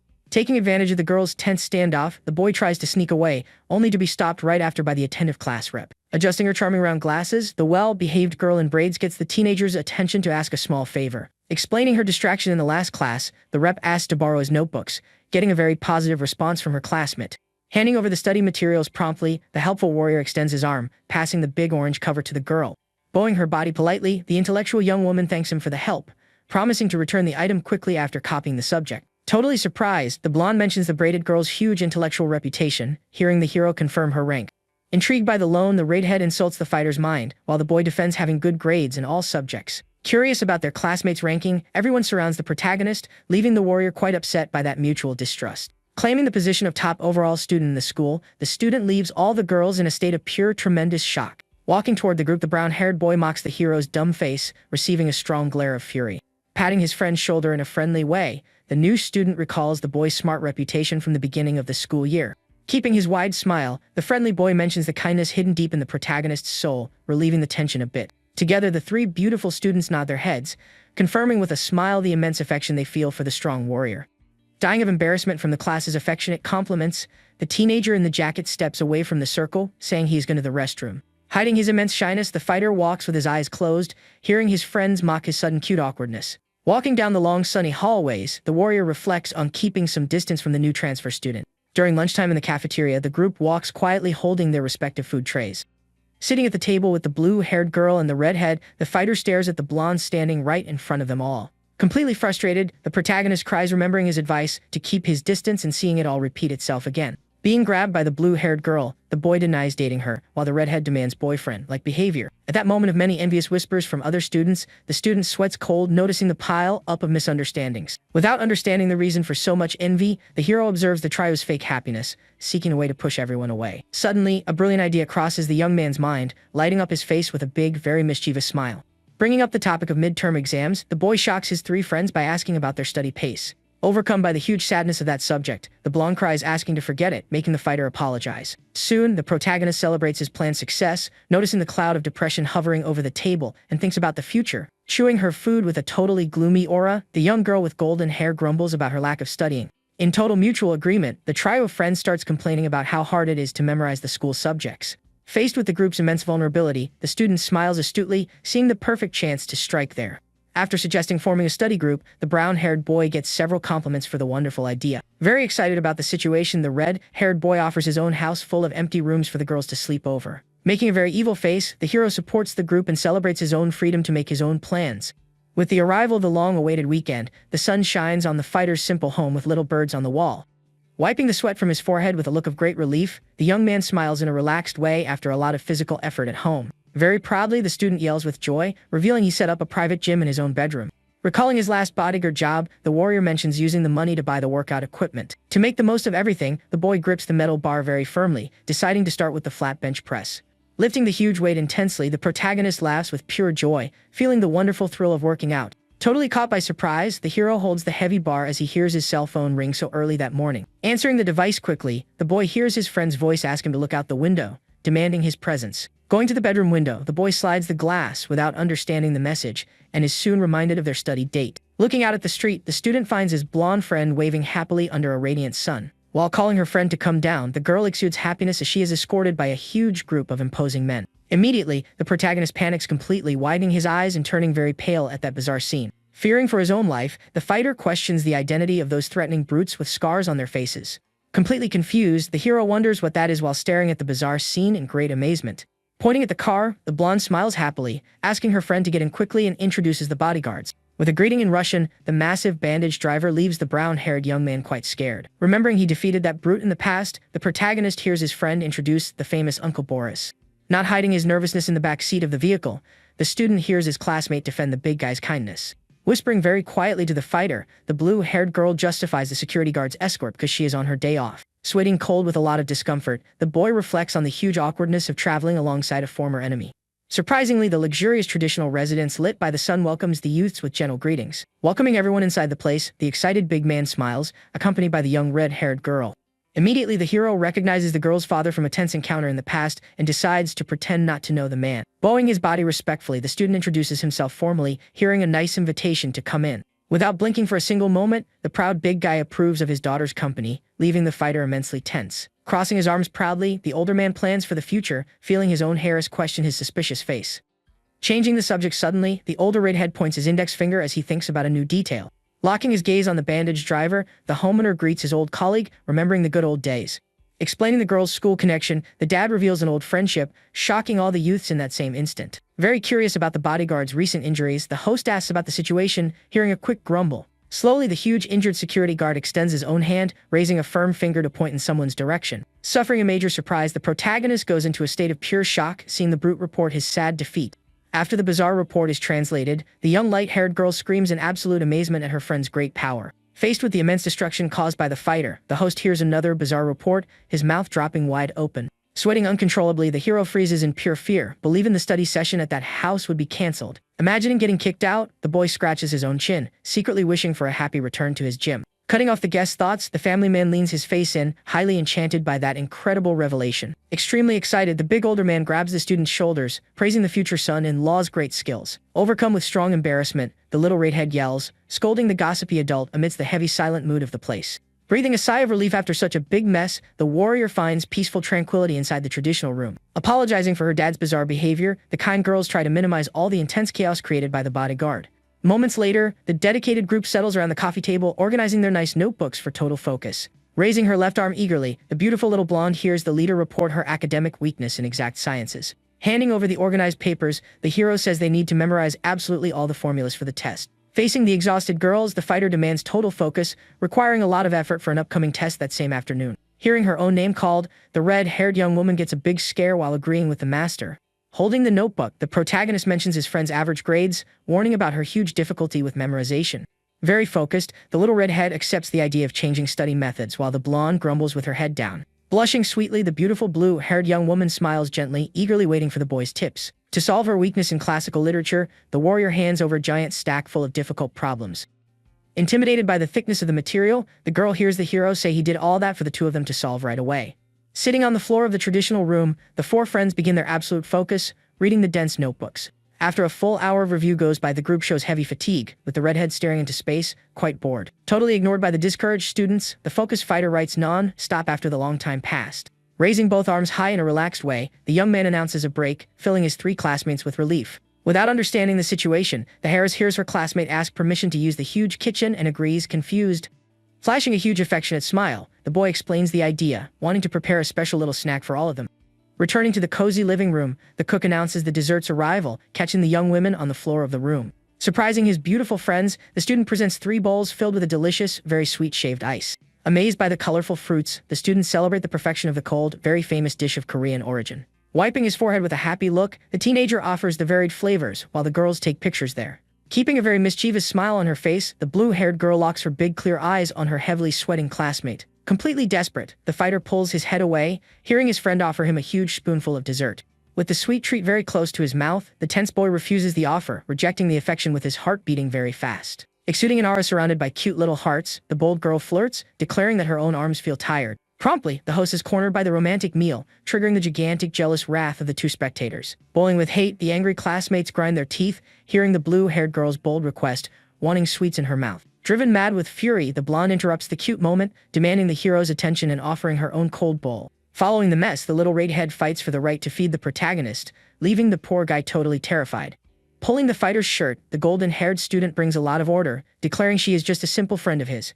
Processing the recent confession, the host's daughter widens her beautiful eyes, noticing the huge misinterpretation. Gaining a beautiful, mischievous smile of pure hope, the red-haired girl reflects on the non-existence of that romantic couple. Recalling the intense past, the young woman's heart beats wildly over the old gentle attitude of the boy in the blue jacket. Watching the tense fighter try to calm down his fierce classmate, the heiress plans a brilliant tactic for her own romance. Gripping her hands on the beautiful bowl full of sweet dessert, the girl blushes, feeling she has a great chance at dating him.